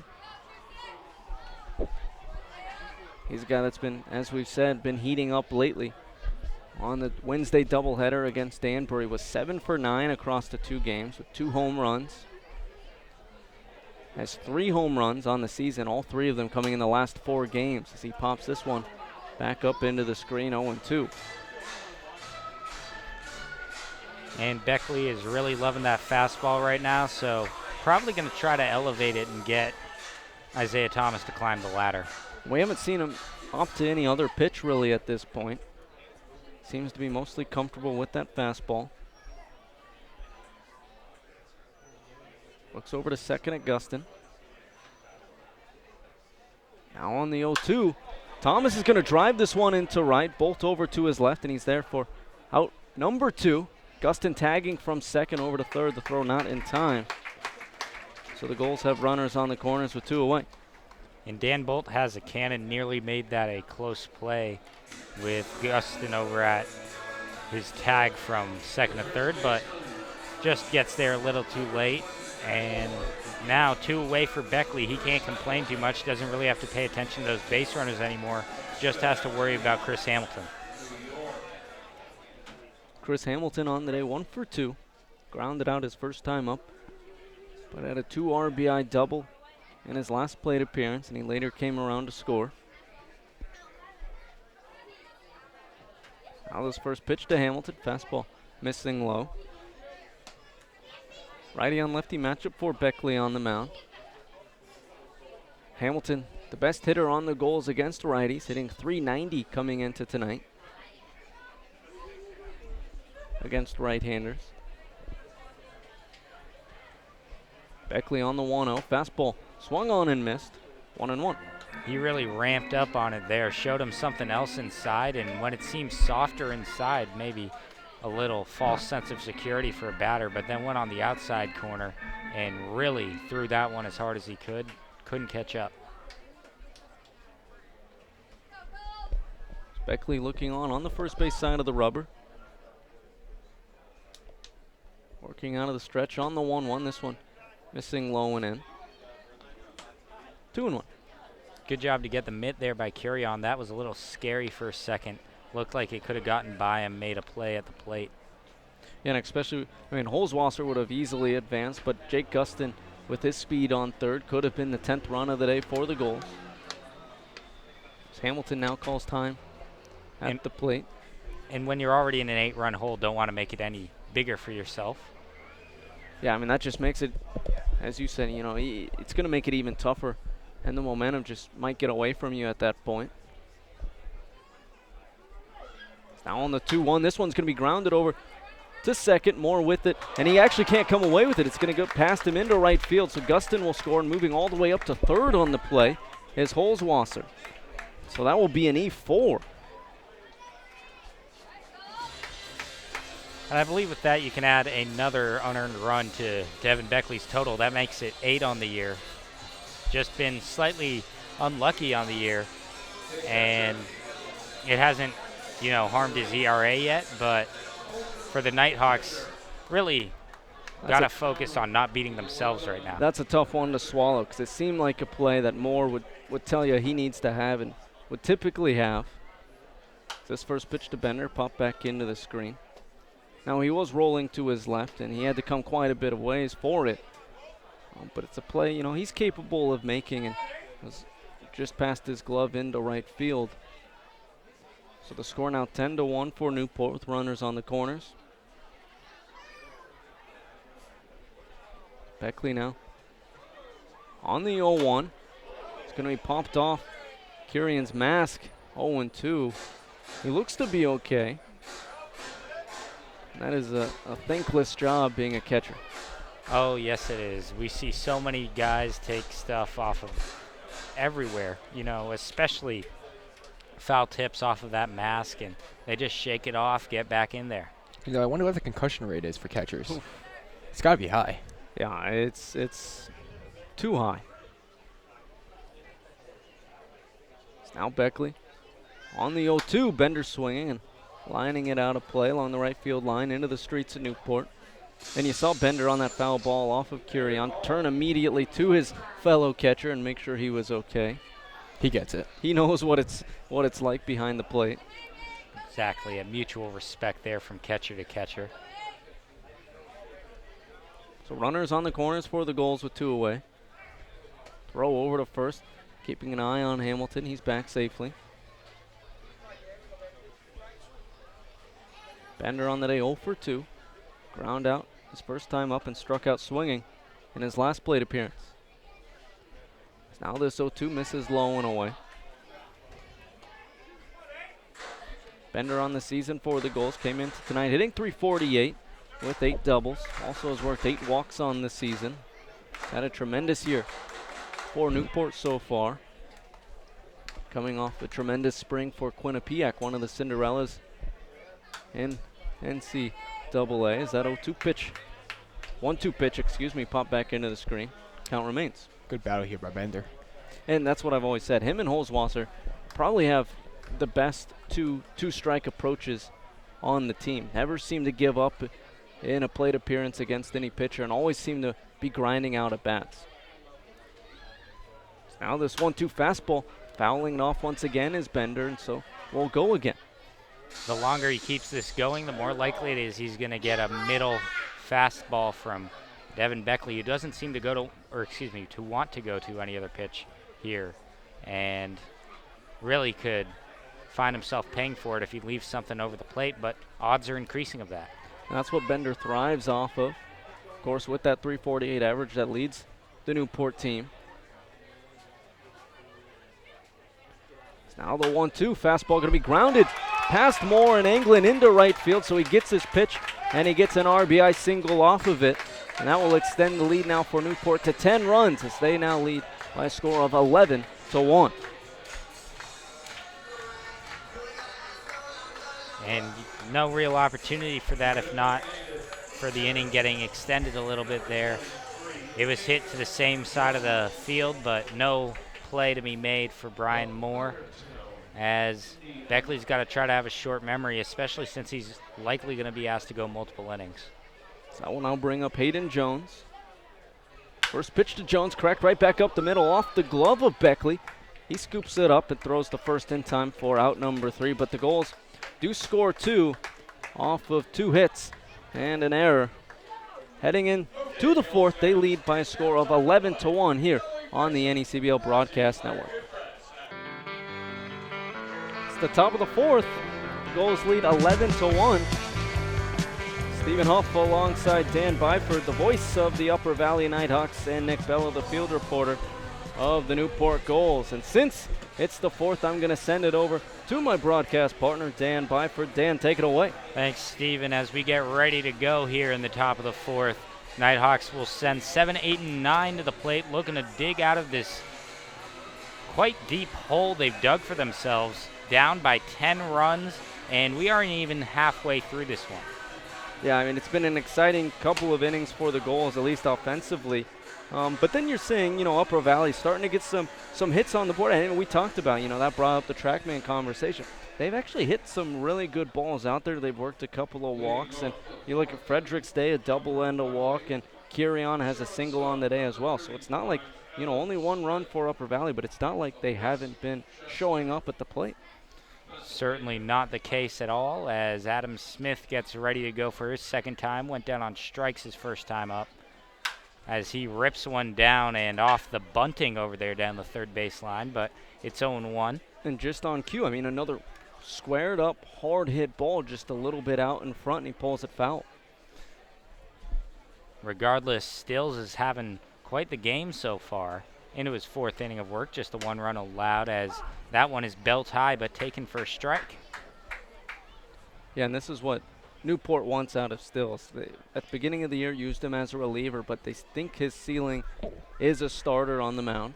0-2 is a high fastball that runs away nearly out of the glove of Colton Bender back there. 1-2. And you can see his stuff. What he throws is electric, fastball, slider. And so they think using that as a starter 1-2 in the dirt can be such an advantage, starting off games with a guy that can be nearly unhittable if he's able to have good control out there. 2-2 is popped in the air, left field. Running back on it is Hudson Haskin. He's at the wall, but gonna put it away. So solid contact there from Adam Smith, but can of corn make it 1 down. Yeah, that goes back to just what we were talking about. Adam Smith with another, long fly ball. It looks like, the ball was traveling well with the humidity in the air, certainly, but that's a problem Stills runs into is he throws so hard, and so when guys are able to square it up, the ball's going to travel even farther. And so Upper Valley just running into a couple of unfortunate plays because they're hitting it right at guys. First pitch to Jeff Costello is out of the glove of the catcher Bender, and maybe that one would have been on the inside corner, but he can't get the call. It's a 1-0. But I like Stills starting off that at-bat with a slider. We've seen almost every single at-bat from him starting off with fastballs. And so second, third time through the lineup, you're going to have to start switching things up. 1-0 hit the other way and past the dive of Jake Gustin. Good effort on that one, but he's not able to come up with it, and Costello is aboard, make that 2 base hits for him in his young NACBL career, and a 1-out base runner for the Nighthawks. Yeah, that's exactly what he's supposed to do with that pitch. On the outer half a little bit lower in the zone as well, but just puts it to the outer half and is able to get aboard with a 1-out single, not trying to do too much with it. And if you're Upper Valley, that's exactly what you need to do. Just start piecing together some hits to put together a rally. Ryan Moore looking to keep it going. He went down on strikes his first time and looks at a slider that was over the heart of the plate, but upstairs. It's 1-0. And Moore's one of those guys, just can grind out at bats. And so with Stills on the mound, he's going to have to be careful. 1-0 is inside. Looked like maybe that had some run to it. It's 2-0. Stills, because if he's falling behind in this count, which he is, he's going to really have to be careful with his placement, because Moore can be a guy that's just going to grind out this at bat and make him pay, really work that pitch count up. Here's the 2-0. Swung on a missed high fastball, or perhaps high breaking pitch even, but Moore wasn't able to get it. It's 2-1, and you're right, he can grind, and he narrowly missed his first home run of the season back in Sanford the other night. That would have got the Nighthawks on the board. As it was, they lost 4-0. So showing a little bit of pop to his bat as well lately. 2-1 is below the knees, and 3-1 now. Not the guy you want to be way behind, especially with Garrick Anglin and Greg Hardison on deck and in the hole respectively. Yeah, flips the lineup over for Upper Valley. Now, of course, you have the 10-run lead, but this is how things start turning the other way for the Nighthawks, and the rally could start. 3-1, ripped down to third, over there to second and on to first. That is a double play, well turned by Joey Bellini, Jake Gustin, and Chris Hamilton. And as soon as the Nighthawks have a little bit of life, it's snuffed out to retire the side 5-4-3. We'll head to the bottom half of the fourth inning. It's still 11-1 goals on the NECBL Broadcast Network. Welcome back here on the NECBL Broadcast Network. Dan Byford alongside Stephen Huff. And we're in the bottom half of the fourth inning, 11-1. And, of course, field reporter Nick Bello. You almost forgot, Dan. Well. And as we get ready to go. How could you forget about me, Dan? For those of you that don't know, Dan was here as an intern last year. And so these two know each other quite well. Of course, Nick was here last year as well. We were going to talk about it, but does it feel good to be back at Cardines? Oh, absolutely, as the first pitch from Devin Beckley is grounded just over his glove. Over to second base on the run is Brian Moore, and throws onto first in plenty of time to retire Hudson Haskin. So a pretty nice play right there. But yeah, definitely definitely good to be back here at Cardines. We had Dave Beck earlier in the year. He was broadcaster last year, and he was joined in the booth with us earlier in the season. The first pitch now to Zaid Walker is taken for a strike on the outside corner. Dave has a very distinctive broadcasting style. Very nice to see. Very good dude as well, for those of you wondering. Yeah, great guy. 0-1 swung on a miss, and that looked like maybe the first off-speed pitch from Beckley all day. That one bounced into the dirt. And we've seen almost, as you said, fastball after fastball after fastball. And so finally implementing, something a little bit off-speed, and caught Walker a little bit out in front there. 0-2 here. The pitch swung on a miss, strike 3. So Beckley working pretty quickly now. 2 gone, and you mentioned it before, every one of the first 3 innings, Gulls got their first 2 runners aboard. Not the case right here. Yeah, first 2 batters retired here in the fourth with the ground out from Haskin, and now the strikeout to Zaid Walker. And if you're the Nighthawks, that's exactly what you need moving forward. Joey Bellini going to get a look now at a single in the last inning. Also popped out to shortstop. He looks at one just off the outer half, 1-0. This ball game 11-1, and we're in the bottom half of the fourth, so approaching the halfway mark. 1-0 is bounced high in the air. There is Adam Smith, fields it on 2 hops and throws on a first just in time to retire the side. So 1-2-3 for the first time in the ball game go the Newport Gulls. as we head to the top half of the 5th inning on the NECBL Broadcast Network. It's 11-1. We're here in Cardines for top 5 in baseball. Dan Byford, Stephen Huff, and of course, Nick Bello. Oh, thanks, Dan. Couldn't forget you twice in a row as Kenzie's still out there, and why not?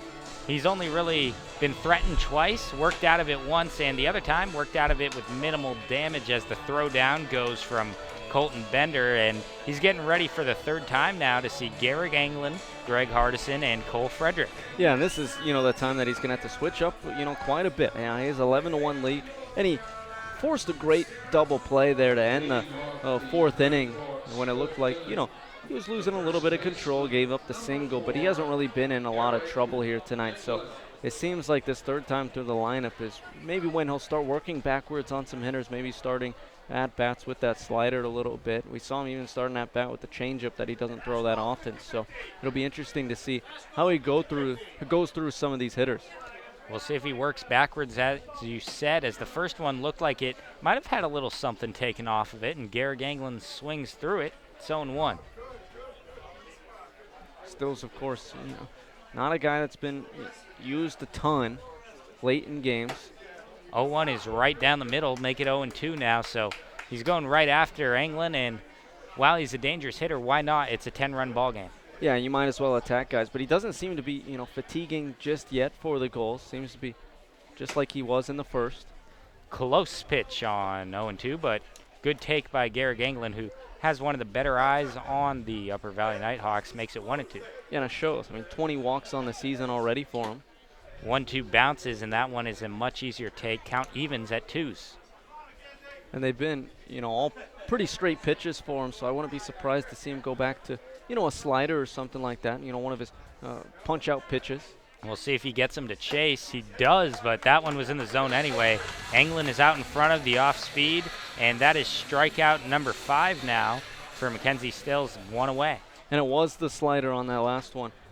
That's been his notorious punch-out pitch if he's not feeling overpowering guys with that fastball.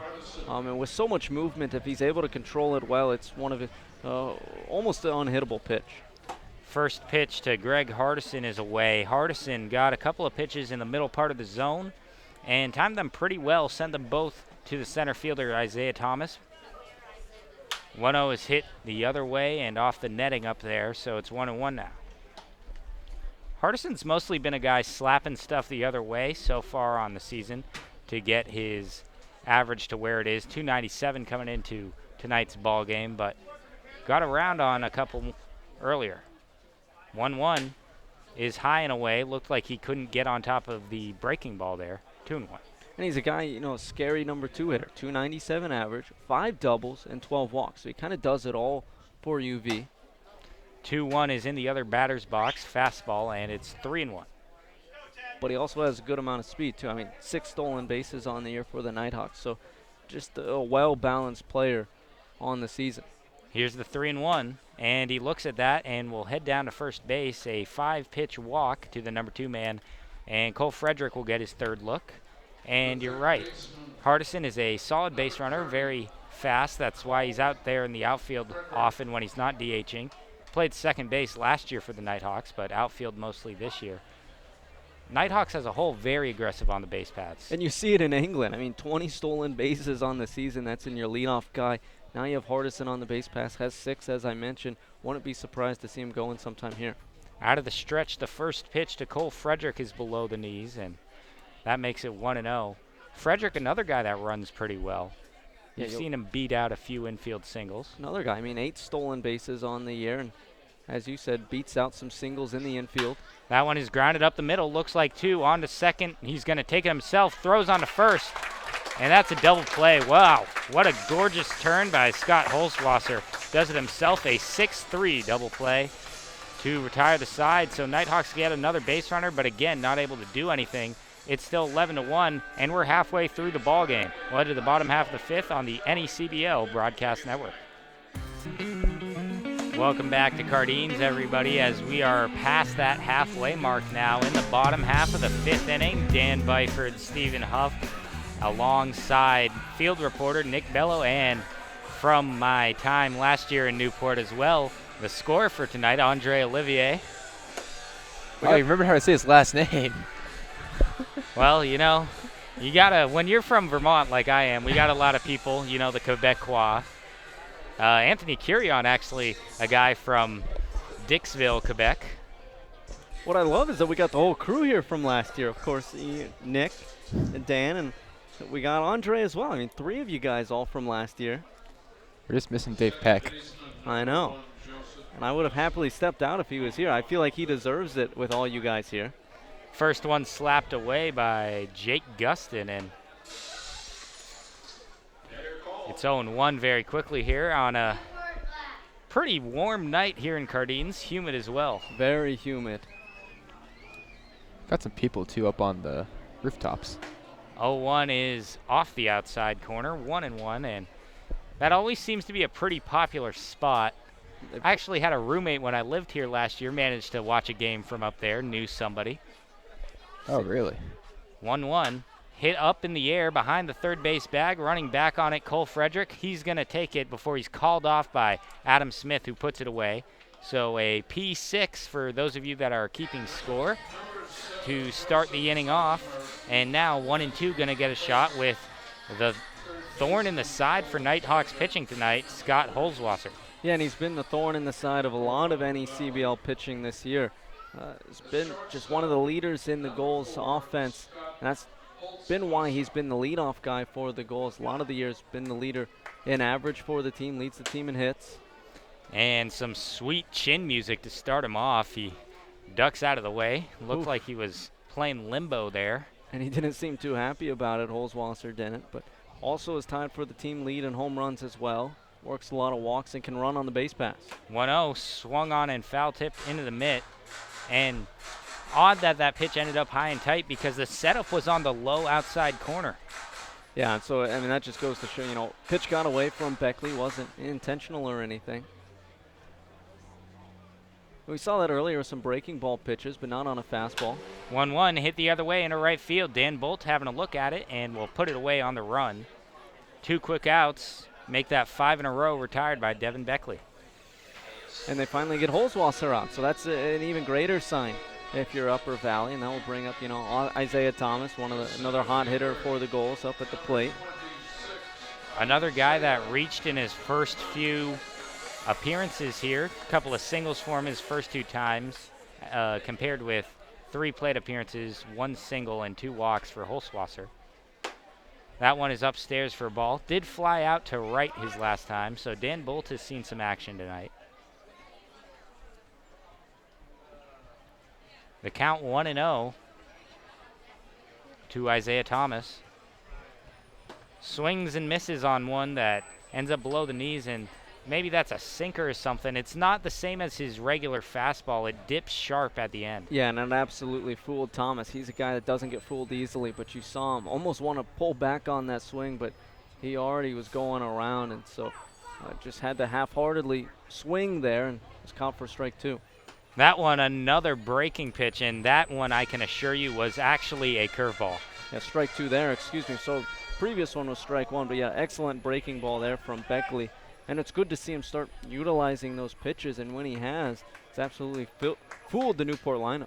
And maybe he was saving those the first time through, trying to have something to show later, knowing he was destined for long relief tonight. 1-2 below the knees, but good take there by Isaiah Thomas. 2-2. And it's worked out for him too, you know, because he hasn't really been hurt too much out there on the mound. And as you mentioned, you know, 6 in a row retired for him over the last 2 innings for him. 2-2, hit in the air, center field, looking at it. Costello, he's at the wall, and that's going to hit off the wall. That's going to be extra bases for Thomas. It's dug out by Dan Bolt, who makes a monster throw all the way to third base on 1 hop. But a 2-out double for Isaiah Thomas nonetheless. So the broadcaster jinx is alive for me for bringing it up. But that's the trouble of Cardines right there. I mean, you saw Costello trying to cut it off, but running around center and then having to jet back in that right field corner, and both also trying to track it down. Neither of them knowing really how to play it as it just went into that right center corner. And so Isaiah Thomas just getting another double in this double friendly park. And now with 2 outs, he's going to have to see the number 3 man, Chris Hamilton. Hamilton has found a way to bring runs in, whether they go as RBIs to him or not so far. 1 on the error, 2 on the double. That one is right on the outside corner. That's a pretty pitch. 0-1. Yeah, and Hamilton's just been one of those guys heating up lately. I mean, he's had several games where he's just reached base safely in a row, but as we said, one of the top leaders in this lineup, hitting .333 coming into tonight, and the best hitter against righties on this team. 0-1 is below the knees, easy take for the first baseman, so the count will even at 1. There's 2 gone, but a runner on second base, and a 10-run deficit for the Upper Valley Nighthawks. Devin Beckley looking to keep it at 10, but the Gulls are threatening.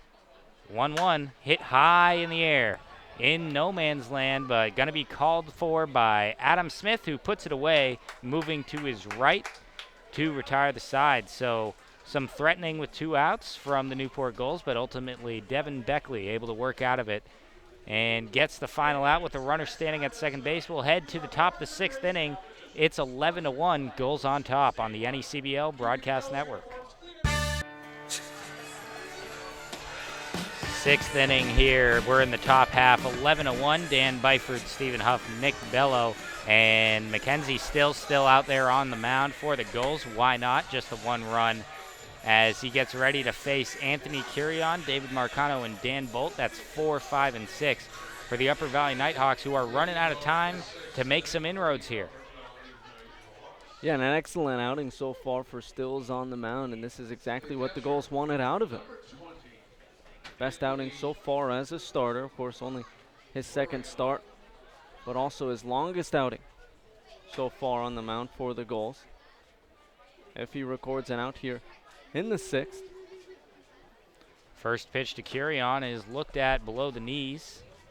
1-0 to the catcher. We talked about his utility history so far. He's played first and second in addition to catcher as he hits that one the other way and foul into the street. 1-1. Yeah, I looked at the roster for Upper Valley, and he's listed as an infielder, and so when I saw him playing catcher tonight, I was puzzled at first and asked you what is going on? Or, I was interested if there was injuries or if this is typical for them. What was happening? He's certainly done a good job behind the plate. Doesn't look like a guy who probably was primarily a first baseman here, but swinging the bat well as he rips that one over the glove of the third baseman, Joey Bellini, and that's going to get all the way to the wall. That's 2 bases easily. He's going to be standing up with a leadoff double.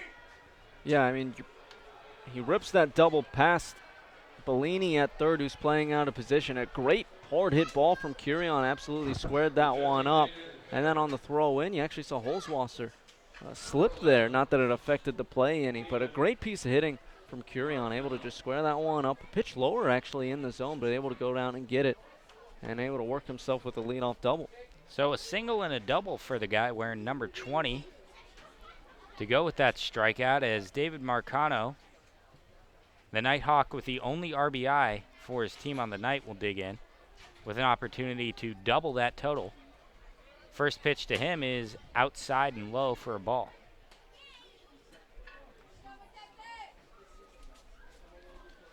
Marcano worked a walk his first time, hit a single his next time. Looking for another base hit right here on 1-0, as that one is low and away as well. So a 2-0 hitters count here. Yeah, and Stills, when he's missing, it is low and away. Which isn't a bad place to live. I mean, he wants to bring it a little bit closer to the zone, but isn't going to be really hurt too much if he is living at the bottom part of the zone, 2-0, super shallow center field. There is Isaiah Thomas putting it away, calling off his right fielder, Zaid Walker, as well as his second baseman, Jake Gustin. And that's out number 1. Yeah, and you're seeing Stills, just go back to that bottom edge of the zone, low and away, and Marcano tried to dig it out, but he couldn't very well, and just popped out to shallow center field there. And that's exactly what you want if you're Stills, because it's just going to create easy contact for the fielders behind you. So the task falls to Dan Bolt now, who's 0 for 2, rips one down the first baseline. That's going to move the runner over, but it's going to be an unassisted putout for Chris Hamilton. And Adam Smith will have to look to do something with 2 away. And John Hosmer looks to be pinch hitting here for the shortstop Smith. The catcher hitting at 100 or so far on the year, but he has been ripping it in BP. So maybe a potential double switch there. Maybe Curion goes to the middle infield. First pitch to Hosmer upstairs. Hosmer has done a good job working walks when he gets them. Worked 3 the other night versus New Bedford. Has a 1-0 count here. Hits that one the other way and foul. It's 0-2 to him. I'm interested to see what the Nighthawks do defensively with Hosmer, the catcher, coming into this game. Could be that we see Brian Moore move over to short, Cole Frederick over to second base, and Kirion to third. He's played some third as that one is swung on and missed for strike 2. No third base for him so far this season, but did a little bit last season. As Hosmer looks to boost that batting average that is sitting exactly at 100. He's down 1-2 here though, and he looks at one holding back in time according to a first base appeal. It's 2-2.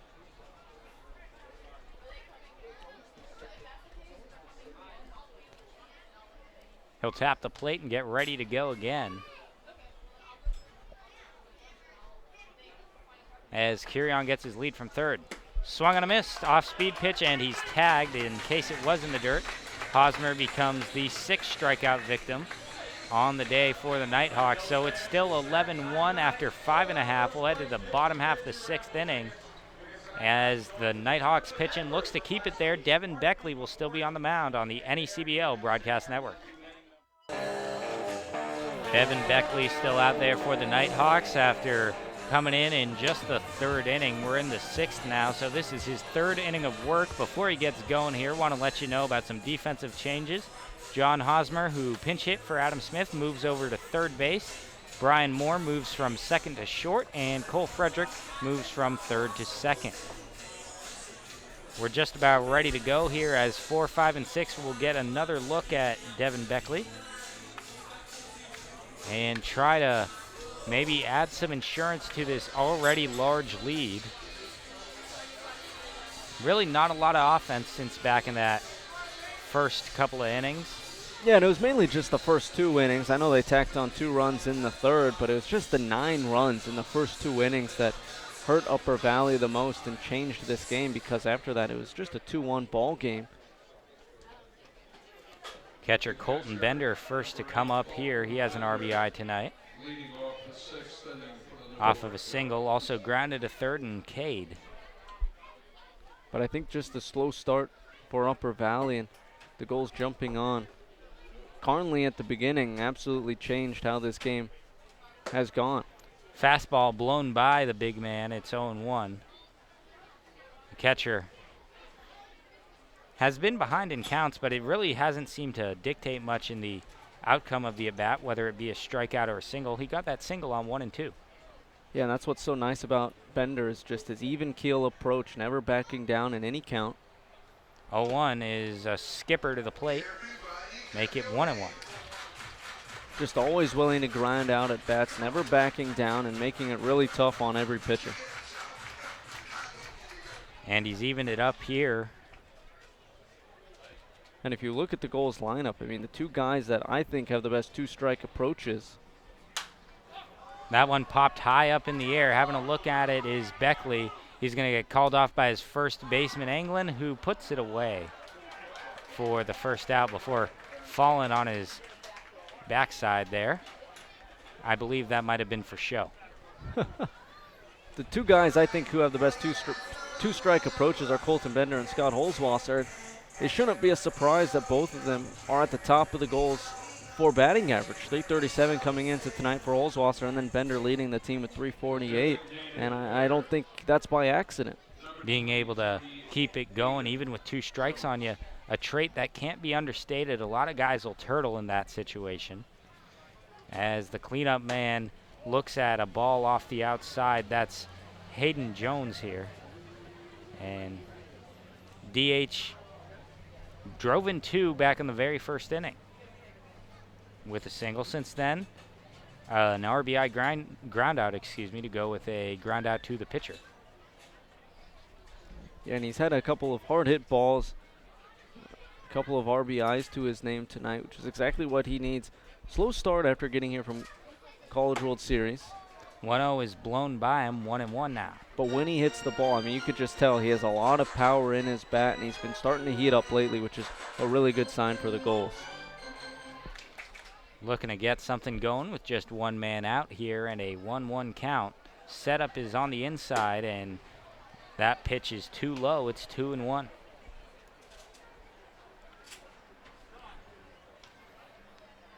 Beckley content to go from the stretch even with nobody aboard. Tall right-hander.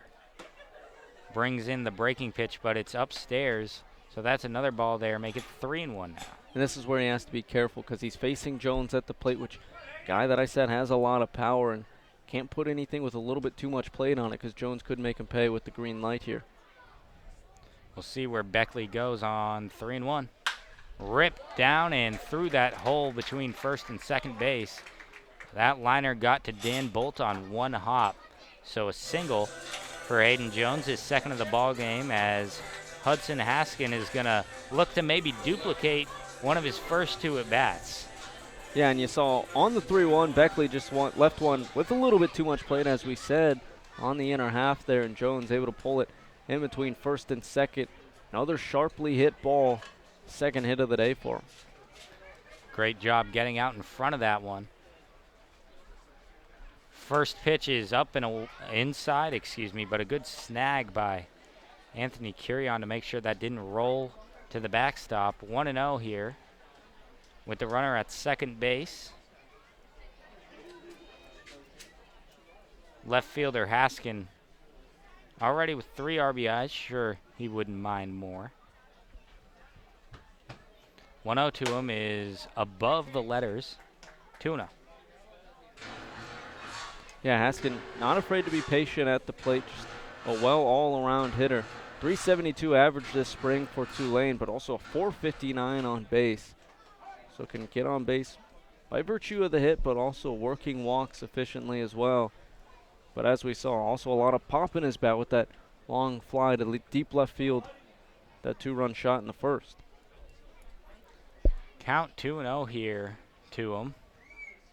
Looking to find something to hit. Does not there, as that fastball is at the knees, inside, and right by him.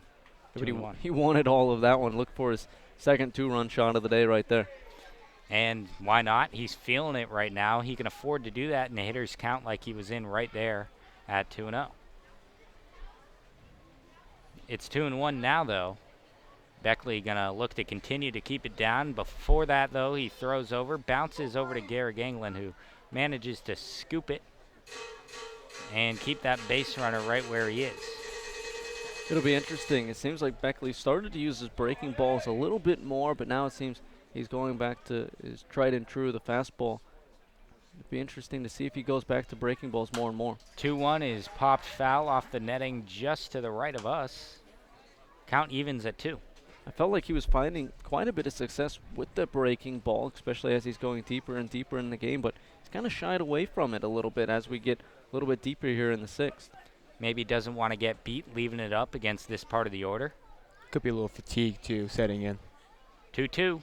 Swung and a missed high, and that actually looked like the breaking ball. That looked like a mistake, but swung through. Batter's eyes lit up, but Hudson Haskin not able to catch up to it. And sometimes, you know, that's just how it works out for you. Even though it was a mistake, because he's been pounding the zone with the fastball over and over, Haskin's eyes did light up, but because he's been swinging at fastballs, caught out a little bit in front there and went down swinging. Second strikeout for Beckley is the second out of the bottom half of the 6th. That one nearly came up and got Zaid Walker in the noggin, but he gets out of the way. It's 1-0. And you saw Zaid actually start his swing there, and that's because Beckley's fastball is so lively coming out of his arm that you almost have to start your swing right away to catch up to it. So he was almost leaning in there and then had to back away at the last second as it was riding up and in on him. So maybe that backs him off the plate a little bit, even though it wasn't intentional, and opens up the outside corner. Looks like that's where Curion might have set up, but the pitch ended up right down the middle, but it's taken. That's an interesting question or conversation I had with Davis Ellington of the North Adams Steeplecats. After a pitch comes up and in or in on the hands of a guy, as a pitcher, do you go back to that spot because the hitter might be a little bit more uncomfortable? That one grounded foul. I think there's definitely a good school of thought for that.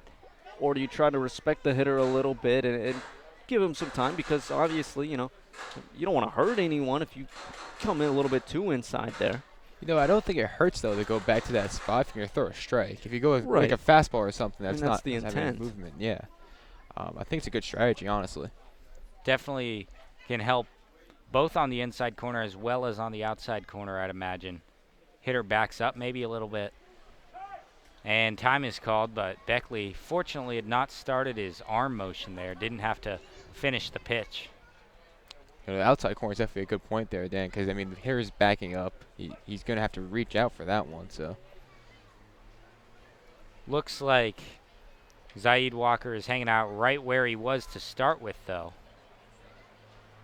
Toes just off that chalk on the plate side of the right-handed batter's box.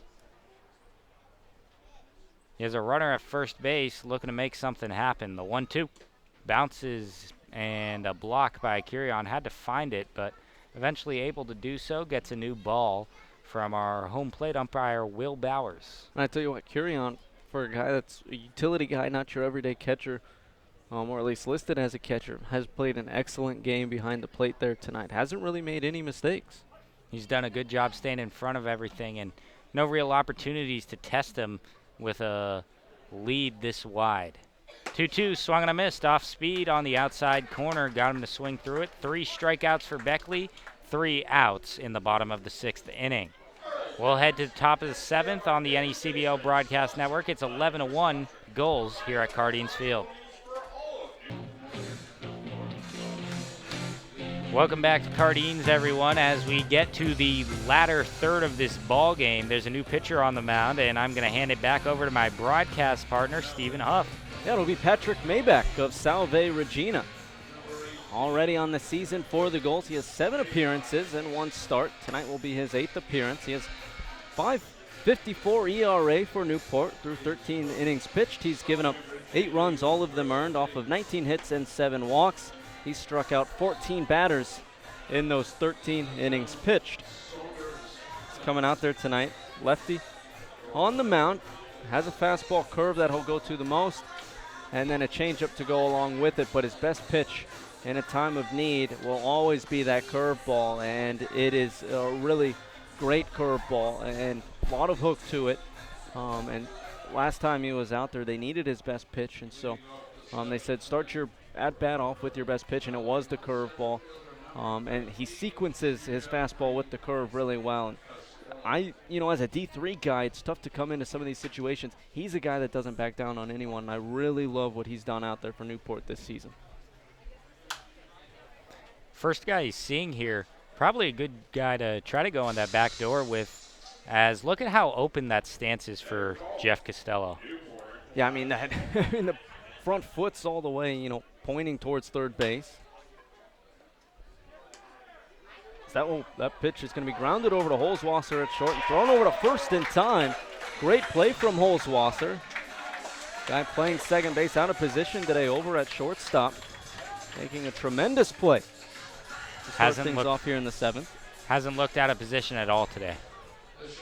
Yeah, judging by his play, seems like a natural.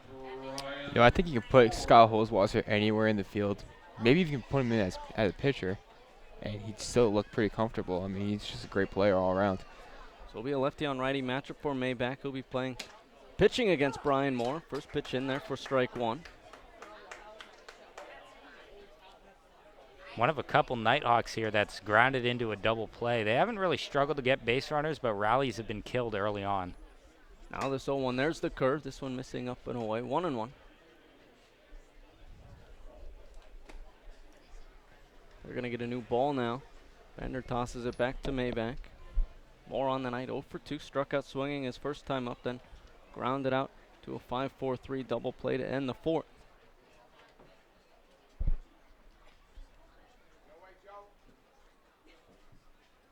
Mayback on the 1-1. That pitch missing low. 2-1.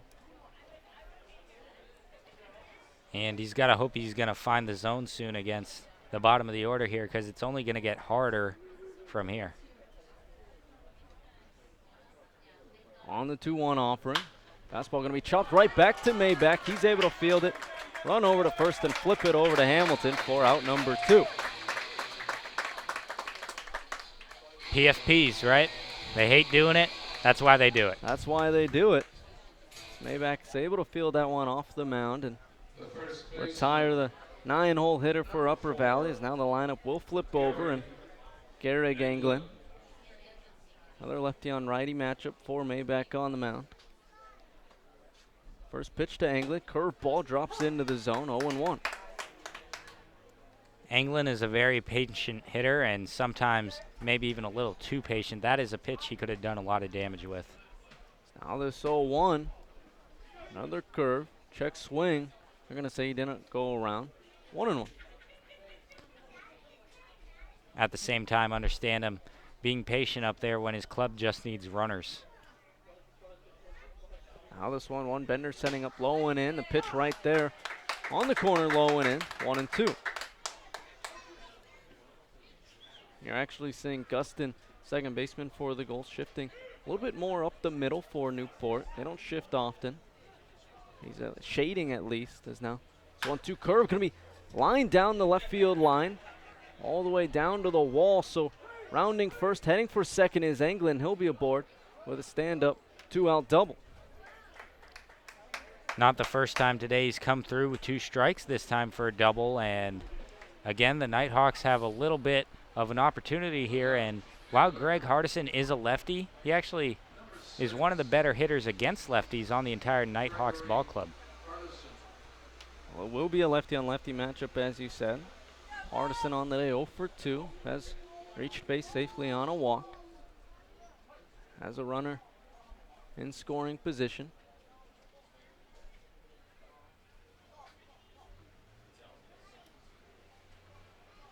So this first pitch to Hardison misses low for ball 1. They're going to offer down to see if he went around on the check swing. He did not.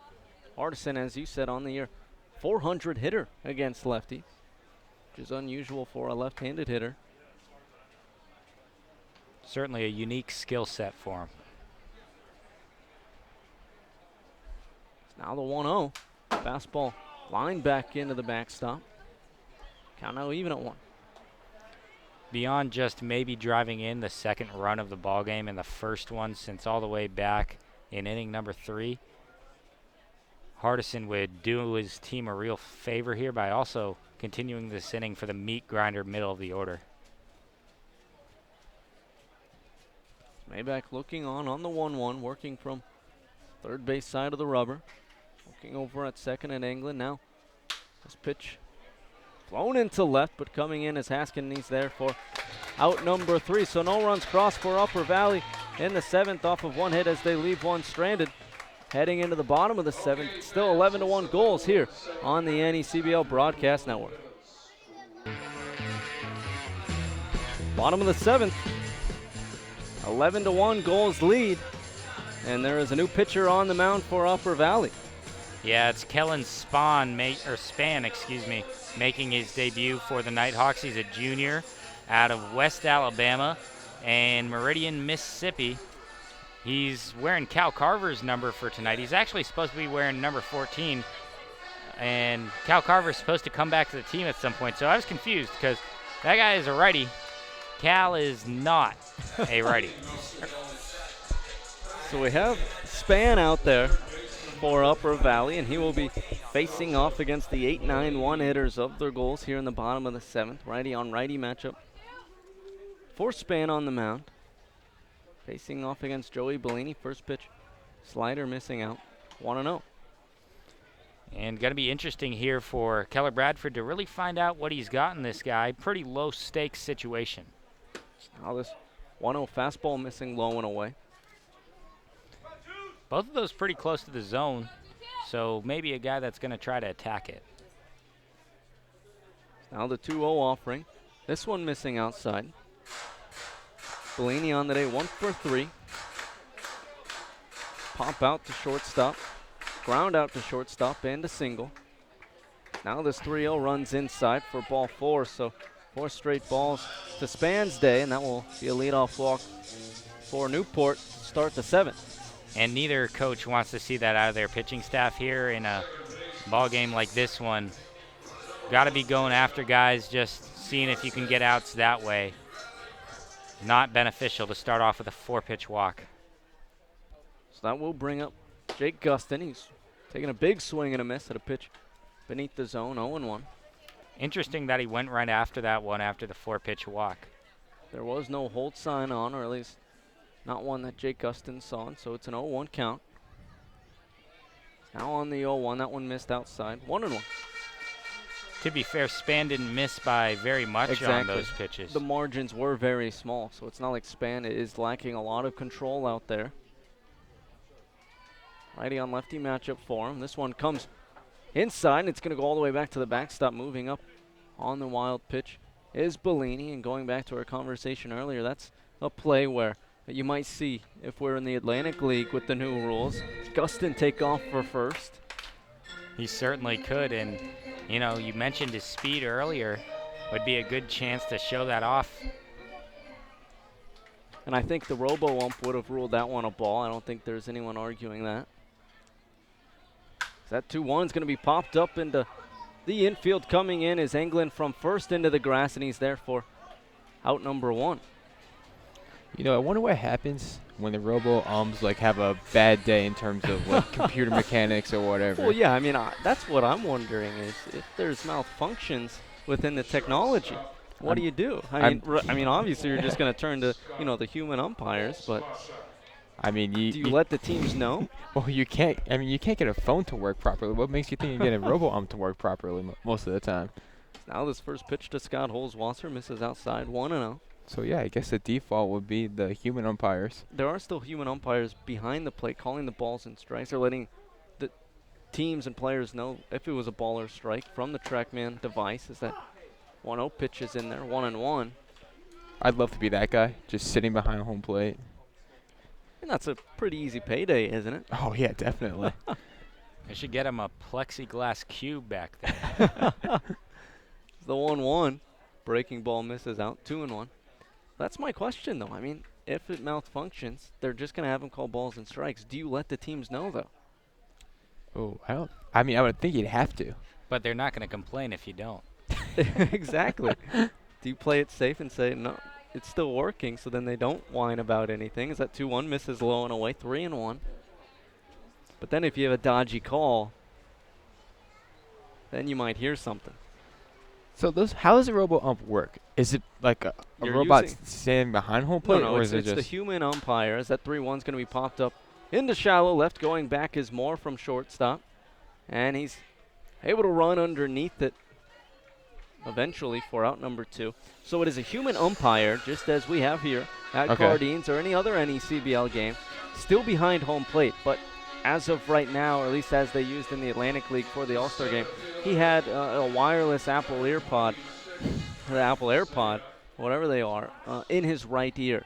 And it is telling him then if it is a ball or a strike using TrackMan technology back up in one of their facilities, you know, up in the booth or wherever they are. I'm telling him it is if it's a ball or a strike, and then he calls it a ball or a strike. Is that first pitch to Thomas misses in, 1-0. I mean, I think it's kind of tough to argue with that, though. Oh, it's certainly tough to argue because it's not the home plate umpire making the judgment. It's that 1-0 pitch, line back in the screen, 1-1. I mean, if anything, that makes the umpire at home plate's job so much more easier. I mean, all he has to do is call plays at the plate. But like, and diffuse situations if teams are fighting. The thing is, too, like, he doesn't like have to answer to anybody about ball or strike. He just be like, I don't know, the Right. computer said it. As that 1-1 misses outside, 2-1. You gotta wonder though, does that maybe take away from respect gained by They pitchers very- or batters that have reputations for either being around the zone or It very good well plate could. discipline? That 2-1 misses outside, 3-1. It's interesting. It's interesting. Back-to-back 3-1 counts to really dangerous hitters here. We'll see if Span dodges a bullet again. This 3-1 going to be chopped foul along the third base line. Went a road just like at the top of the ninth, showing minimal effort. He did literally nothing on that one. He just stood there. And it just skimmed right past him barely. Count now full. He didn't even flinch. That's amazing. We got to ask him some game before, doing some of our pregame interviews. As this 3-2 is going to be lined into right. That one's going to fall, go into the right field corner. Rounding third, heading home is Joey Bellini as he'll walk in. And heading for second is Thomas. Able to get aboard second with his second double of the night. And that will extend the Gulls lead now to 11 as they are up 12-1. There have been some nice throws from Dan Bolton this ballgame. Only one of them has really amounted to an out, but that was another close play right there. Good piece of hitting by Isaiah Thomas going with it, but he did a good job being patient and getting that at bat to somewhere where he's going to see a strike. It's the fourth hit of the night for Thomas. Now this first pitch to Hamilton misses outside, 1-0. Righty on lefty matchup for Span on the mound. On the 1-0, that pitch misses up and in, 2-0. And maybe if Curion didn't have to come up to play that one, could have finagled that with the mitt, but as it was, he had to pop out of the crouch. On the 2-0, this fastball just missing inside. 3-0 now to the first baseman from Stony Brook. 3-0 offering, missing outside, so 4-pitch walk, second walk of the inning, and second walk for Span on the mound. Put 2 runners aboard for the Gulls with 2 away. It's funny, though, because the 2 walks he's allowed were when he was closest to the zone. I completely agree. I mean, I think when he hasn't found the zone on his walks are some of his best performances out there in these at-bats. It's when he's missing it by a lot is when he's giving up the hits because he's grooving something. But right there, those were 4 very close pitches. Good takes. Now this first pitch to Colton Bender. That one dropping beneath the zone, 1-0. Bender on the day 1 for 4. An RBI single to his name.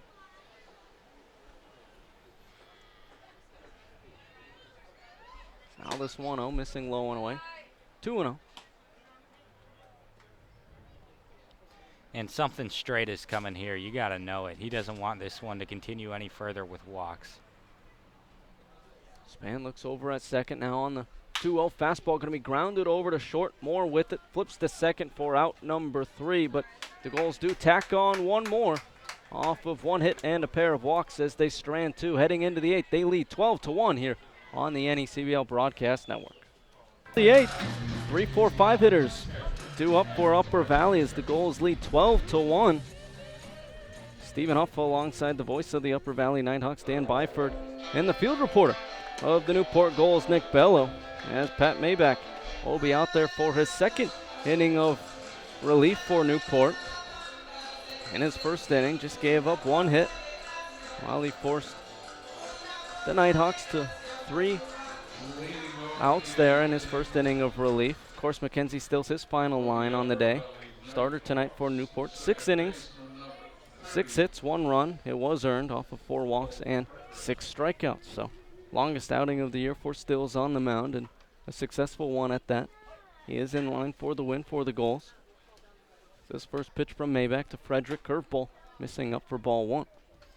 And he's going to want to lower that against this guy in particular. Frederick has left the yard a couple of times on the year. Yeah, and a hanging curveball is a good sight for any hitter at the plate. Now that 1-0 fastball, this one beneath the zone. 2-0. Nighthawks really haven't struggled to get hits so far. They've already gone through the order 3 full times, but struggling to plate runners. Now this 2-0 breaking ball up, but Frederick can't get a hold of it. 2-1. Wanted to punish that mistake there, but at the end of the day, just a little too early, and that was probably a little too high. Now Maybach on the 2-1 fastball, going to be popped up into the screen, and it goes into the stands. 2-2.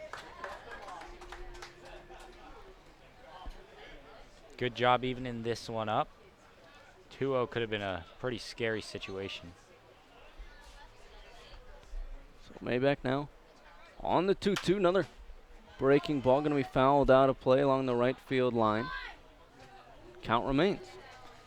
And Frederick, if anything, over-adjusted to that breaking pitch there because he was behind it. Maybe looking for a fastball in that situation. Maybach does sequence his pitches quite a bit, and so not often does he come back with multiple breaking balls in a row.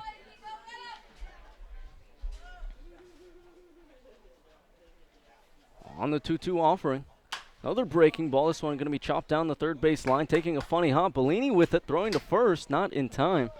So Frederick's aboard with a leadoff single here in the 8th. And that's the speed to burn we talked about a little bit earlier. Frederick, a fast guy. Not all 3 hitters you necessarily would think of as being fast, but he certainly is. Digs one out there, and Anthony Curion's going to get a look, trying to add to his 2 for day.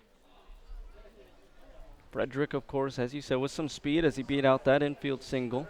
8 stolen bases on the year for Upper Valley. His first pitch to Curion misses low for ball 1.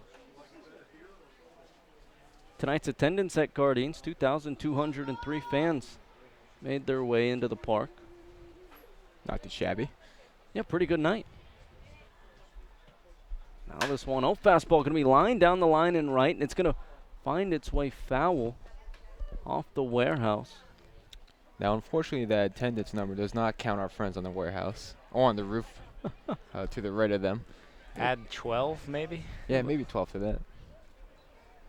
Set up chairs on top of the warehouse over there. Getting some free baseball and great seats as well. Certainly a nice place to watch from. Now this pitch to Curion misses low, 2-1. Remember when I went up there last year, Dan? I do. Yeah, you talked with the guys up there, if I recall. Yeah, I was trying to communicate with you guys through text message. So I can feed you guys information during the broadcast.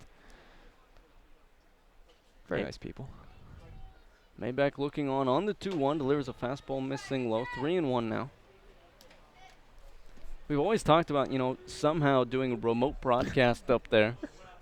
I don't know how it's going to be done, but I'm thinking we could find a way. What are your thoughts, Dan? I would think it would have to be involving some sort of wireless stuff, and unfortunately, if I recall, isn't it interference with the fire station why wireless can't be used here at Cardines? You were correct. That 3-1 pitch missed for ball 4. First walk of the day for Maybach. Runners on first and second now for the Nighthawks. Now, I think we upped our work here a little bit in Newport, and so the strength in the wireless is a little bit stronger. So we might, it's still probably not possible, but maybe sometime in the future we might be able to do a little something.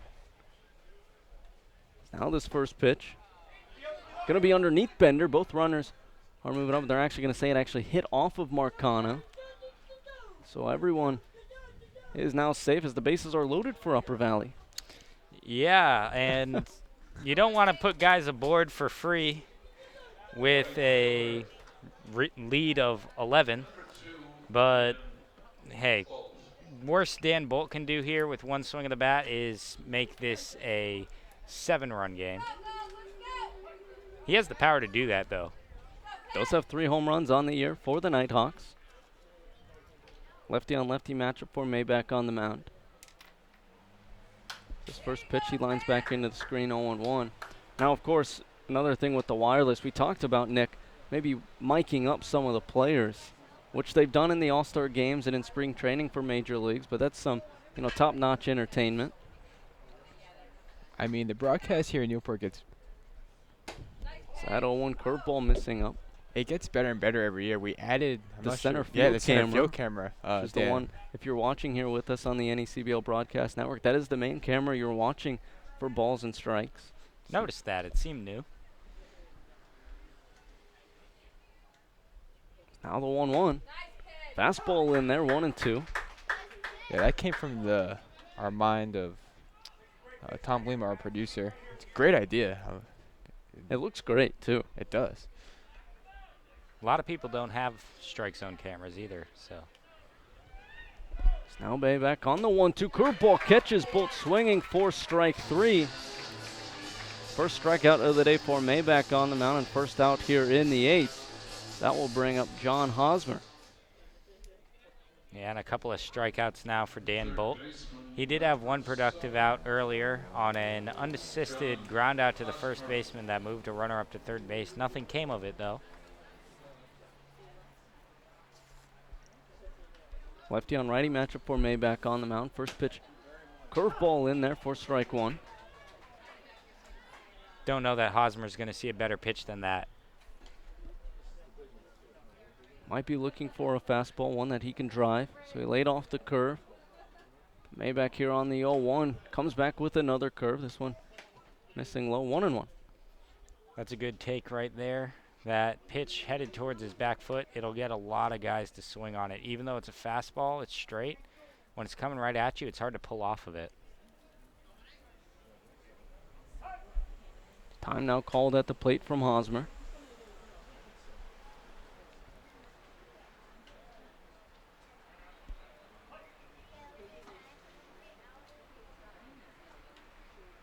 Maybach on the 1-1. This one's going to be driven out of play along the right field side over the folks on top of the warehouse.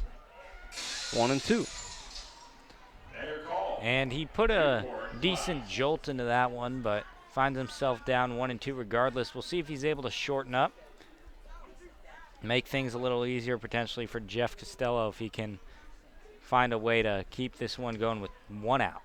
Now this 1-2 fouled off from Hosmer, so we'll go again. Hosmer battling at the plate.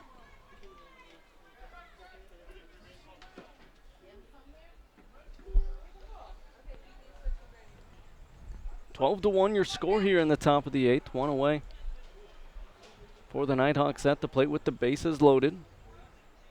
It's now the 1-2. This fastball runs up and in, and no one's moving up as the ball trickles back to the backstop. Count now 2-2. There was maybe a chance there to score, but no reason to push the envelope. Value the runners over running them into potential outs when you're trying to come back from a deficit this large. Yeah, I mean, you need as many runs as possible, and so as you said, running into outs or possible outs is not ideal. So playing it safe here. Smart move from the Nighthawks. That curveball misses up. Count now full from Maybach on the mound. That was a good take there. Really tough, but paid off. Maybach looking over at third now. Out of the stretch. On the payoff pitch, fastball missing low for ball 4, so that will walk in a run for Upper Valley. That makes this one 12-2. And I'd imagine that's the last thing that Kevin Winterode is looking for out of his pitching staff right now is walking in runs. Nighthawks haven't been able to score swinging the bat. And we are going to see Kevin Winterode go out and talk to the Gulls, infield and Maybach on the mound, and we're actually going to see a pitching change. So we will have more information on the new Newport Gulls pitcher coming up next here on the NECBL Broadcast Network.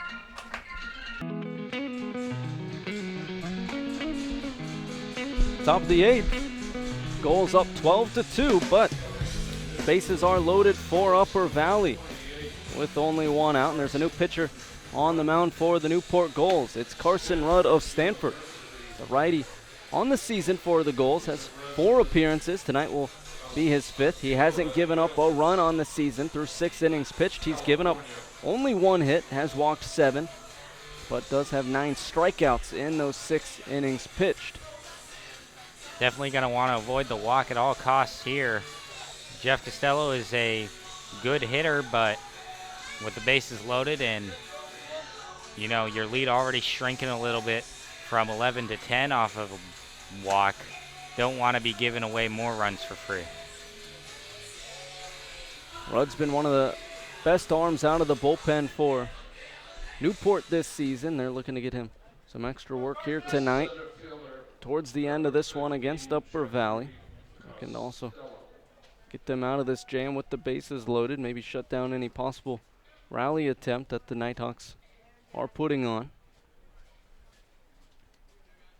It'll be a righty-on-righty matchup for Rudd on the mound against Jeff Costello. Rudd looking on. First pitch. Fastball in there for strike 1. Well, now he's seen it, and that is the one that he wanted to show him, if anything. That's a high fastball, going to be hard to catch up to that, and it's moving. Yeah, Rudd's fastball is one of the better ones on the team, and he has a nice slider to go along with it. There's the breaking ball from Rudd. 1 pitch swung at and missed, 0-2. And we'll see if Costello can shorten up here. Hasn't really had to. Only had 1 strike in each of his counts so far. Now Rudd looking on. Head in this count, 0-2. The 0-2 offering, fastball in there for strike 3. Catches Costello looking, and there's 2 away here in the 8th. Yeah, and that probably caught way too much at the plate with 2 strikes, but it doesn't matter because Jeff Costello was looking at it, and he's going to head back to the bench. Brian Moore going to have to do something with 2 outs. So that will bring up Brian Moore, as you said, the 9-hole hitter for Upper Valley, 0 for 3 on the day. Strikeout, a pair of ground outs, including 1 into a double play. Bases are loaded for Upper Valley as they trail 12-2. This first pitch from Rudd, fastball misses up and in, 1-0.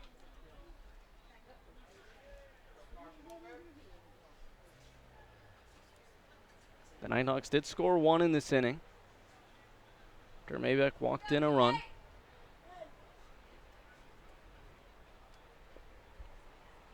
Rudd now looking on the 1-0, righty-on-righty matchup. Here comes the pitch, and it misses low and away, 2-0. And wonder if the bat's just going to be on his shoulder here. Might get a fastball in a place that he can handle it, though.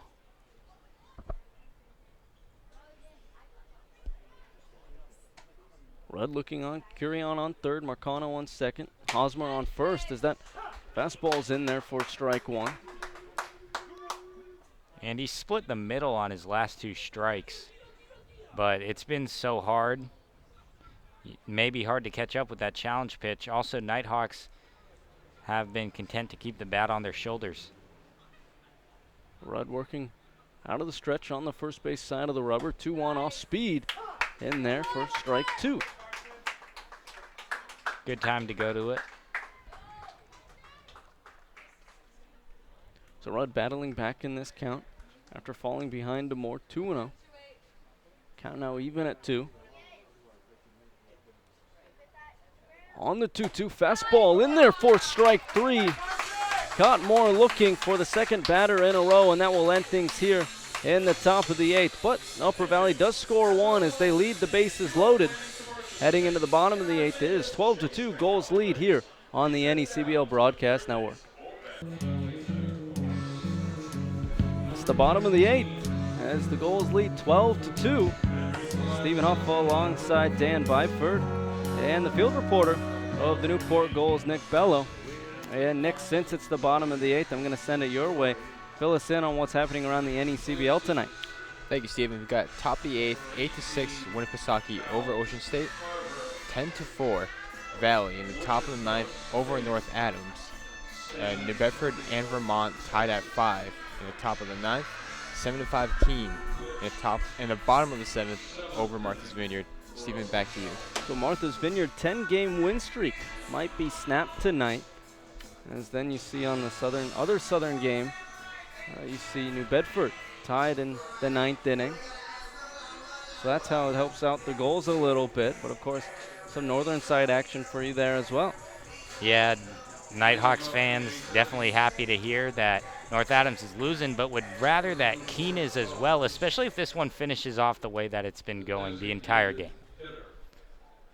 Well, leading things off for the Gulls is Hayden Jones. Of course, you guys have a tight race in the Northern Division, just as the Gulls find themselves in the Southern Division, as that first pitch misses low and away. We'll get to that in a second, but there is a new pitcher out there on the mound for Upper Valley here in the bottom of the 8th. Yeah, it's Henry Gladson. So that 1-0 pitch misses low and away, 2-0. Gladson has been nearly unhittable at times. He has 7 strikeouts in 8 1/3 innings, only 5 hits. It's a 2-0 pitch, fastball in there, 2-1. But 3 of those 5 hits are home runs, and he's walked 9 men. Now this 2-1 going to be chopped down the first base line, able to field it on 2 hops is Anglin for out number 1. Well, you can see immediately a live fastball coming from him. He's got really good stuff, can't always find the zone, and sometimes when he does, when he absolutely has to, gets a little too much of it. But if he can continue to make the strides he's made over his last couple of outings, can be a real weapon. Well, he got Hayden Jones to ground out in his first batter faced, and this first pitch to Hayden Jones missed just beneath the zone for ball 1. First pitch to Hudson Haskin, excuse me. Now on the 1-0 to Haskin, this one catching the bottom edge of the zone, 1-1. Haskin on the day, 2 for 4, 2-run home run and a single for 3 RBI on the day, 2 runs scored. Now this pitch misses outside, 2-1. Yeah, and that slider or whatever it was looked like it was actually a different arm slot. I don't know if you picked up on that, but angle looked lower than his regular fastball. Yeah, a little bit, which I've always worried about tipping guys off, tipping pitches, as that one's going to be lined back up in the center. Haskins aboard with his 3rd hit of the day. What's your thoughts on different arm slots for different pitches? Because I've seen it here in the NECBL be actually very effective at times, but you always have the fear of throwing a different, breaking ball at a different arm slot than your fastball, over the top. If hitters can pick up on that and then know what's coming. Well, if it's a different arm slot on just random pitches now and again, that would throw guys off. I don't know about that first pitch to Zaid Walker, misses low, 1-0. Doing it differently every time for when you're throwing your slider versus when you're throwing your fastball. Probably, like you said, likely to tip them off. Now that 1-0. Fastball misses low, and it's going to go all the way back to the backstop. So Hudson Haskin moves up to second on the wild pitch. Now there is a pitcher for Danbury, I believe it is, who has 2 different arm slots, but he throws a multitude of 3 or 4 different pitches between the 2 different arm slots. And so there's no way to pick up on which ball is coming in the different arm slot. And proved to be very effective both times we've seen him, once in Danbury and once here at Cardines. And it sounds like maybe it's something that could be a little dangerous. Now that 2-0 is going to be popped up into center. Costello is settling underneath it. And he's there for out number 2. But as long as you're safe about it and do it well mechanically, I don't see any reason why it actually shouldn't take less stress off your arm to switch up the arm slots. Now there's 2 away, and that will bring up Joey Bellini. Yeah, I mean, it's not common, though. I mean, most guys, obviously stick to the same mechanics over and over, and so it's interesting to see guys that favor changing arm slots, and I wonder what that derives from. Yeah, maybe just gives a better spin. Now that first pitch to Bellini misses outside, 1-0. That was a really close pitch right there, and again, it looked like it was almost directly sidearm on that slider. Gladson on the 1-0. That fastball missing low and away. 2-0. Whereas that fastball looked more 3/4.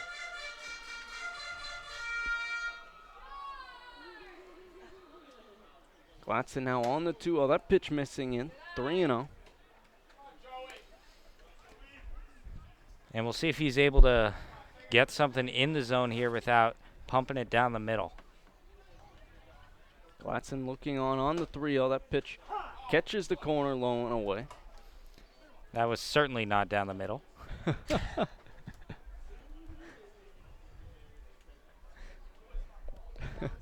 Letson looking on 3-1. That one up and in. That will be ball 4. So that will put Bellini aboard first, and runners on first and second with 2 away for the Gulls, and Jake Gustin. And got to go right after him here. Gustin has only reached via a walk and a fielder's choice, so.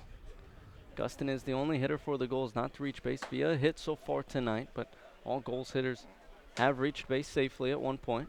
That first pitch missed outside for ball 1. And that one wasn't especially close.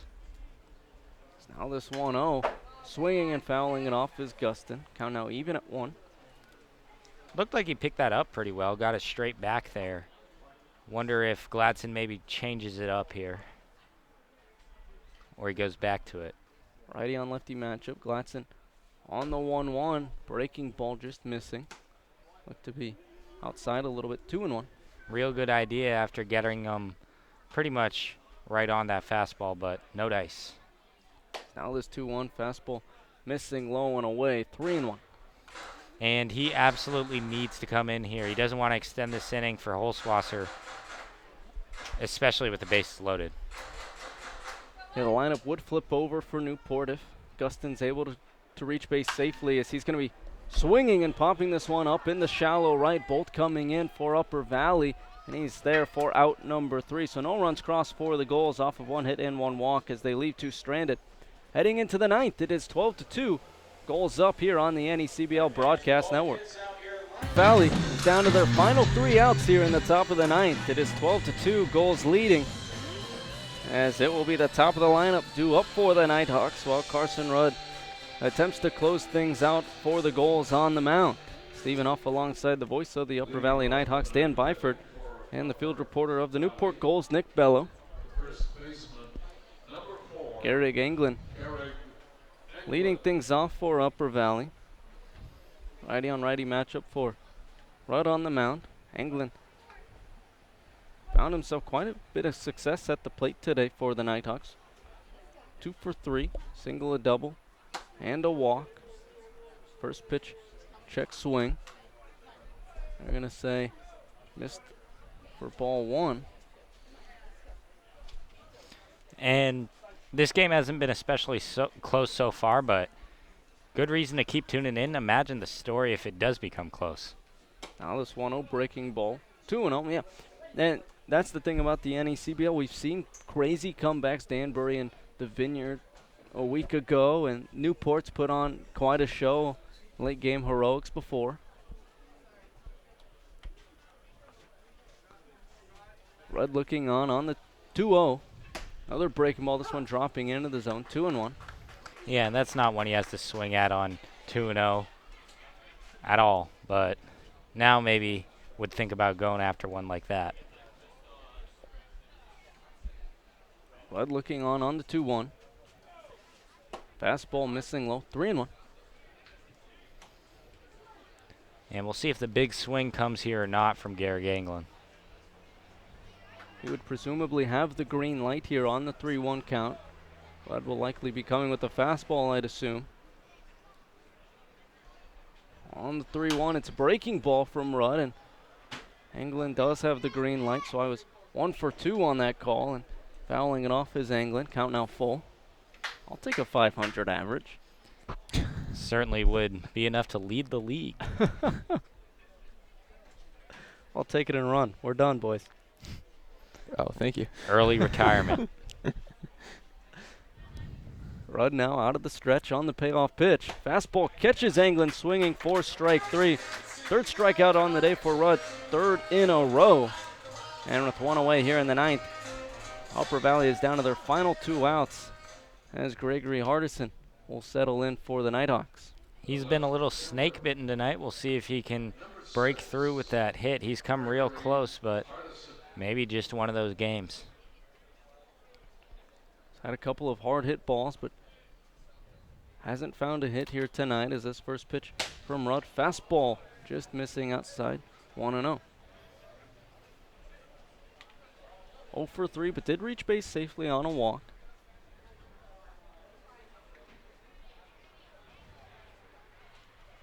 Now the 1-0 popped back into the screen, 1-1.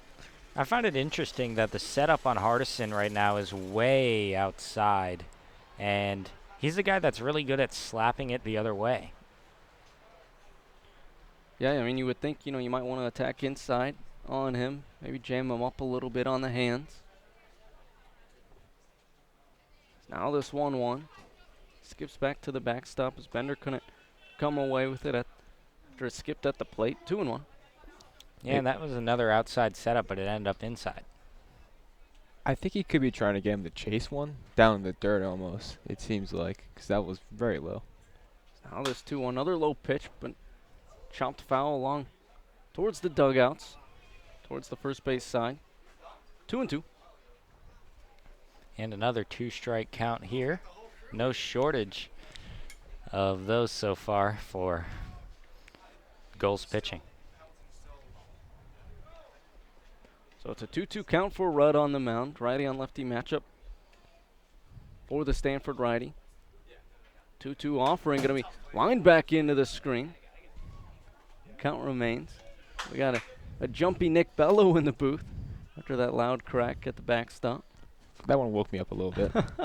It's getting late here. Of course, we had the delayed start because of the rain right before the game. 10 o'clock nearly local time. Yeah, it's way past my bedtime. Red looking on now. On the 2-2, of course, Upper Valley. You guys have the long bus trip as well. You guys hit some nasty traffic on the way. Is this 2-2 breaking ball fouled back once again? Yeah, hoping it doesn't go 5.5 hours again on the way back. I'd imagine it doesn't, because we ran into Boston traffic in addition to just, the beach traffic coming down here to Newport on what's a pretty good day for it. Yeah, you guys got Newport on a Friday. You have Martha's Vineyard on a Friday. It's a good day to be at a beach on both those trips. This 2-2 fastball misses low and in. Count now full.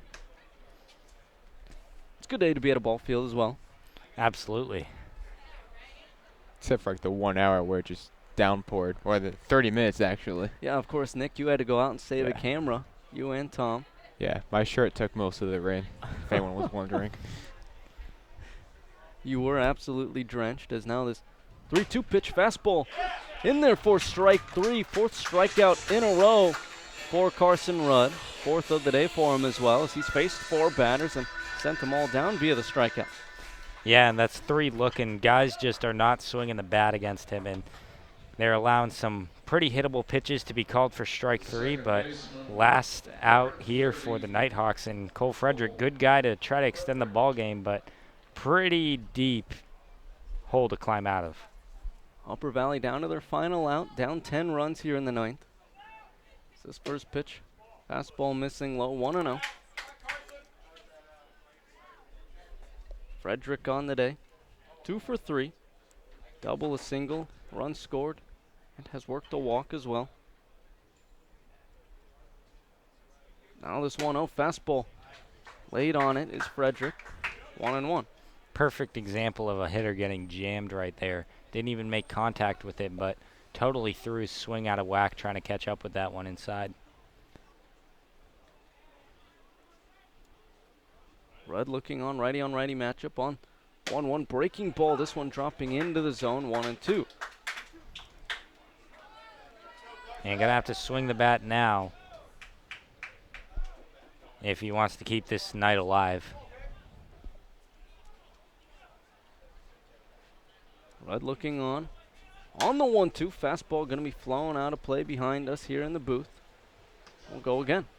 Yeah, that was almost a last-minute wrist flick to go out and get that one. Good bat speed. Just trying to stay alive no matter what, and he was able to with, as you said, that last-minute wrist flick.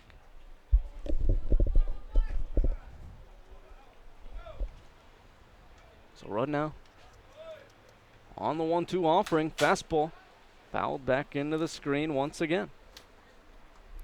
Good job here from Frederick. Even though this deficit might seem insurmountable, he's not giving up. And that's what you expect out of good hitters. You know, no matter the count, no matter the score, just battling for every pitch, every at-bat.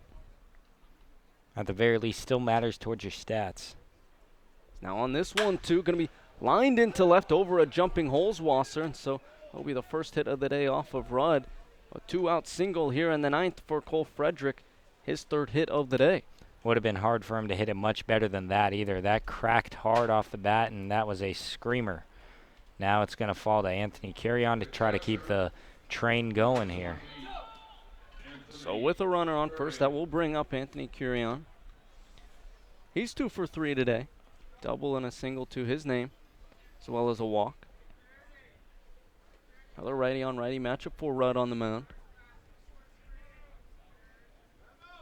So this first pitch from Rudd, missing low and away, 1-0. Good pick there behind home plate by Bender. Don't think he needs to go and look at first base too much, though. I don't think Frederick's going anywhere. Looked like he wanted to throw behind the runner almost. Now this 1-0 pitch in there for strike 1. And the luxury of having such a hard fastball is that you can keep leaving it belt high like he has, I feel like, on a couple of occasions. And Nighthawks haven't swung either because they know they won't catch up to it or because they didn't realize where it's going.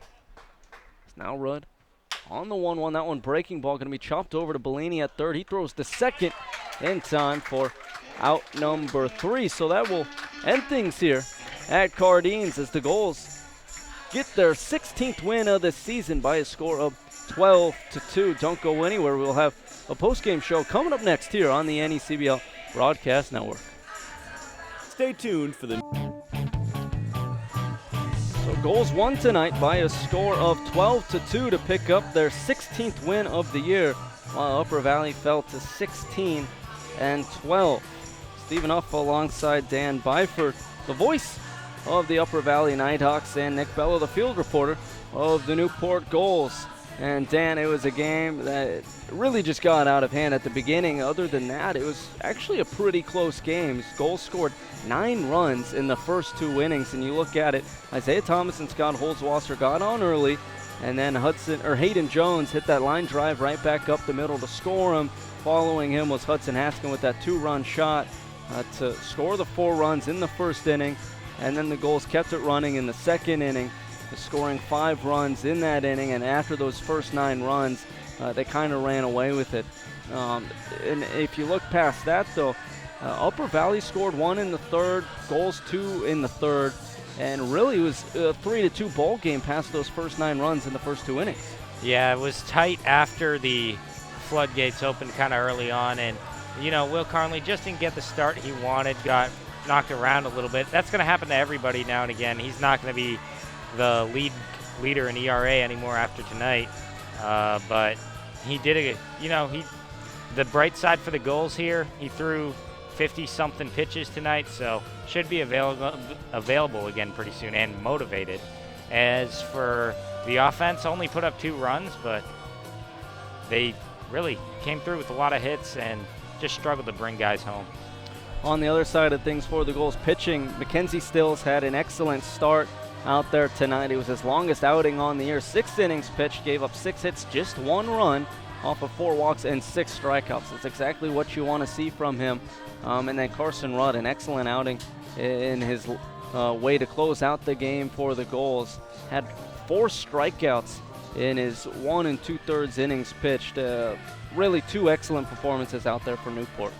Yeah, I would say the thing that really stood out was his fastball, and you brought it up before you even came in. So, you know, that thing was moving, and it got guys looking at pitches that they probably wish they could have had back because a couple of them were split in the middle. On the other side, though, for Upper Valley, as we mentioned, you know, you had some good hitting performances. You look at Garrett Anglin, you look at Cole Frederick, a couple of them had 3 or 4 hits on the day, and they looked actually pretty promising. They just couldn't have multiple hits in a row, but some solid individual performances. Absolutely, and you know, for those guys, at least they have that to carry over. Even Anthony Carrion, who ended up making the last out, had a couple of base hits. He's kept a hot streak going, and you know, Nighthawks have Jordan DiValerio going for the next game, and he is as good a stopper as you can have Carnley came into tonight's game at first in ERA. DiValerio is third, so if anything, going to be able to take this, come home, have a nice home game, and try to recover after a loss that really, I would say, it was top to bottom. The pitching wasn't too great to start with. There was an error in the ball game, and the hitting just not able to produce in situations. Well, I mean, there's just some nights like that. You're not going to be perfect every night, but you guys are one of the better teams in the NECPL. So there's no doubt that you guys will bounce back after tonight. But I'm going to let you off the hook. I know you guys are in due for a long bus ride back up there. So for Dan Byford, the voice of the Upper Valley Nighthawks, thank you for joining us here back at Cardines. Yeah, pleasure working with you. It was good to come back. Good to see you again as well, Nick. Dan. And, of course, Andre. So I'm going to get ready to get going here, and thanks so much for having me. Of course, and we'll see you soon, right? Yeah, come up to the Upper Valley, and, we got food trucks and all that. Perfect. All right. So for Dan Byford, the voice of the Upper Valley Nighthawks, I'm Stephen Huff. I'm going to send it over to Nick Bello, the field reporter of the Newport Gulls. You can wrap up this game a little bit more if you want to. You can take a look around the NECBL, wrap us up on how those scores finished out. It's your show from here on out while I go find the player of the game. Nick, take it away. Thank you, Steven. Thank you for giving me the keys to the show. So tonight, the Gulls obviously winning 12-2 over Upper Valley. Take you around the league a little bit. Take you with show you a couple of the standings as they sit right now. North Adams is in first right now, 16-8. Keene in second in the Northern Division, 15-10. Upper Valley, 16-11. And third in the Northern Division, Valley in fourth. Vermont in sixth. Sanford and Winnipesaukee rounding out the order. In the Southern Division, Martha's Vineyard is in first with an 18-9 record, followed by them as the Mystic Schooners, 16-11. Newport Gulls have advanced to 16-12 on the season, and they are still in third. Danbury followed behind them in fourth. Actually, Danbury tonight had a game that was postponed. It was supposed to be Danbury at Mystic. That game has been postponed to a later date. Ocean State in second to last with an 18 record. New Bedford is last in the Southern Division.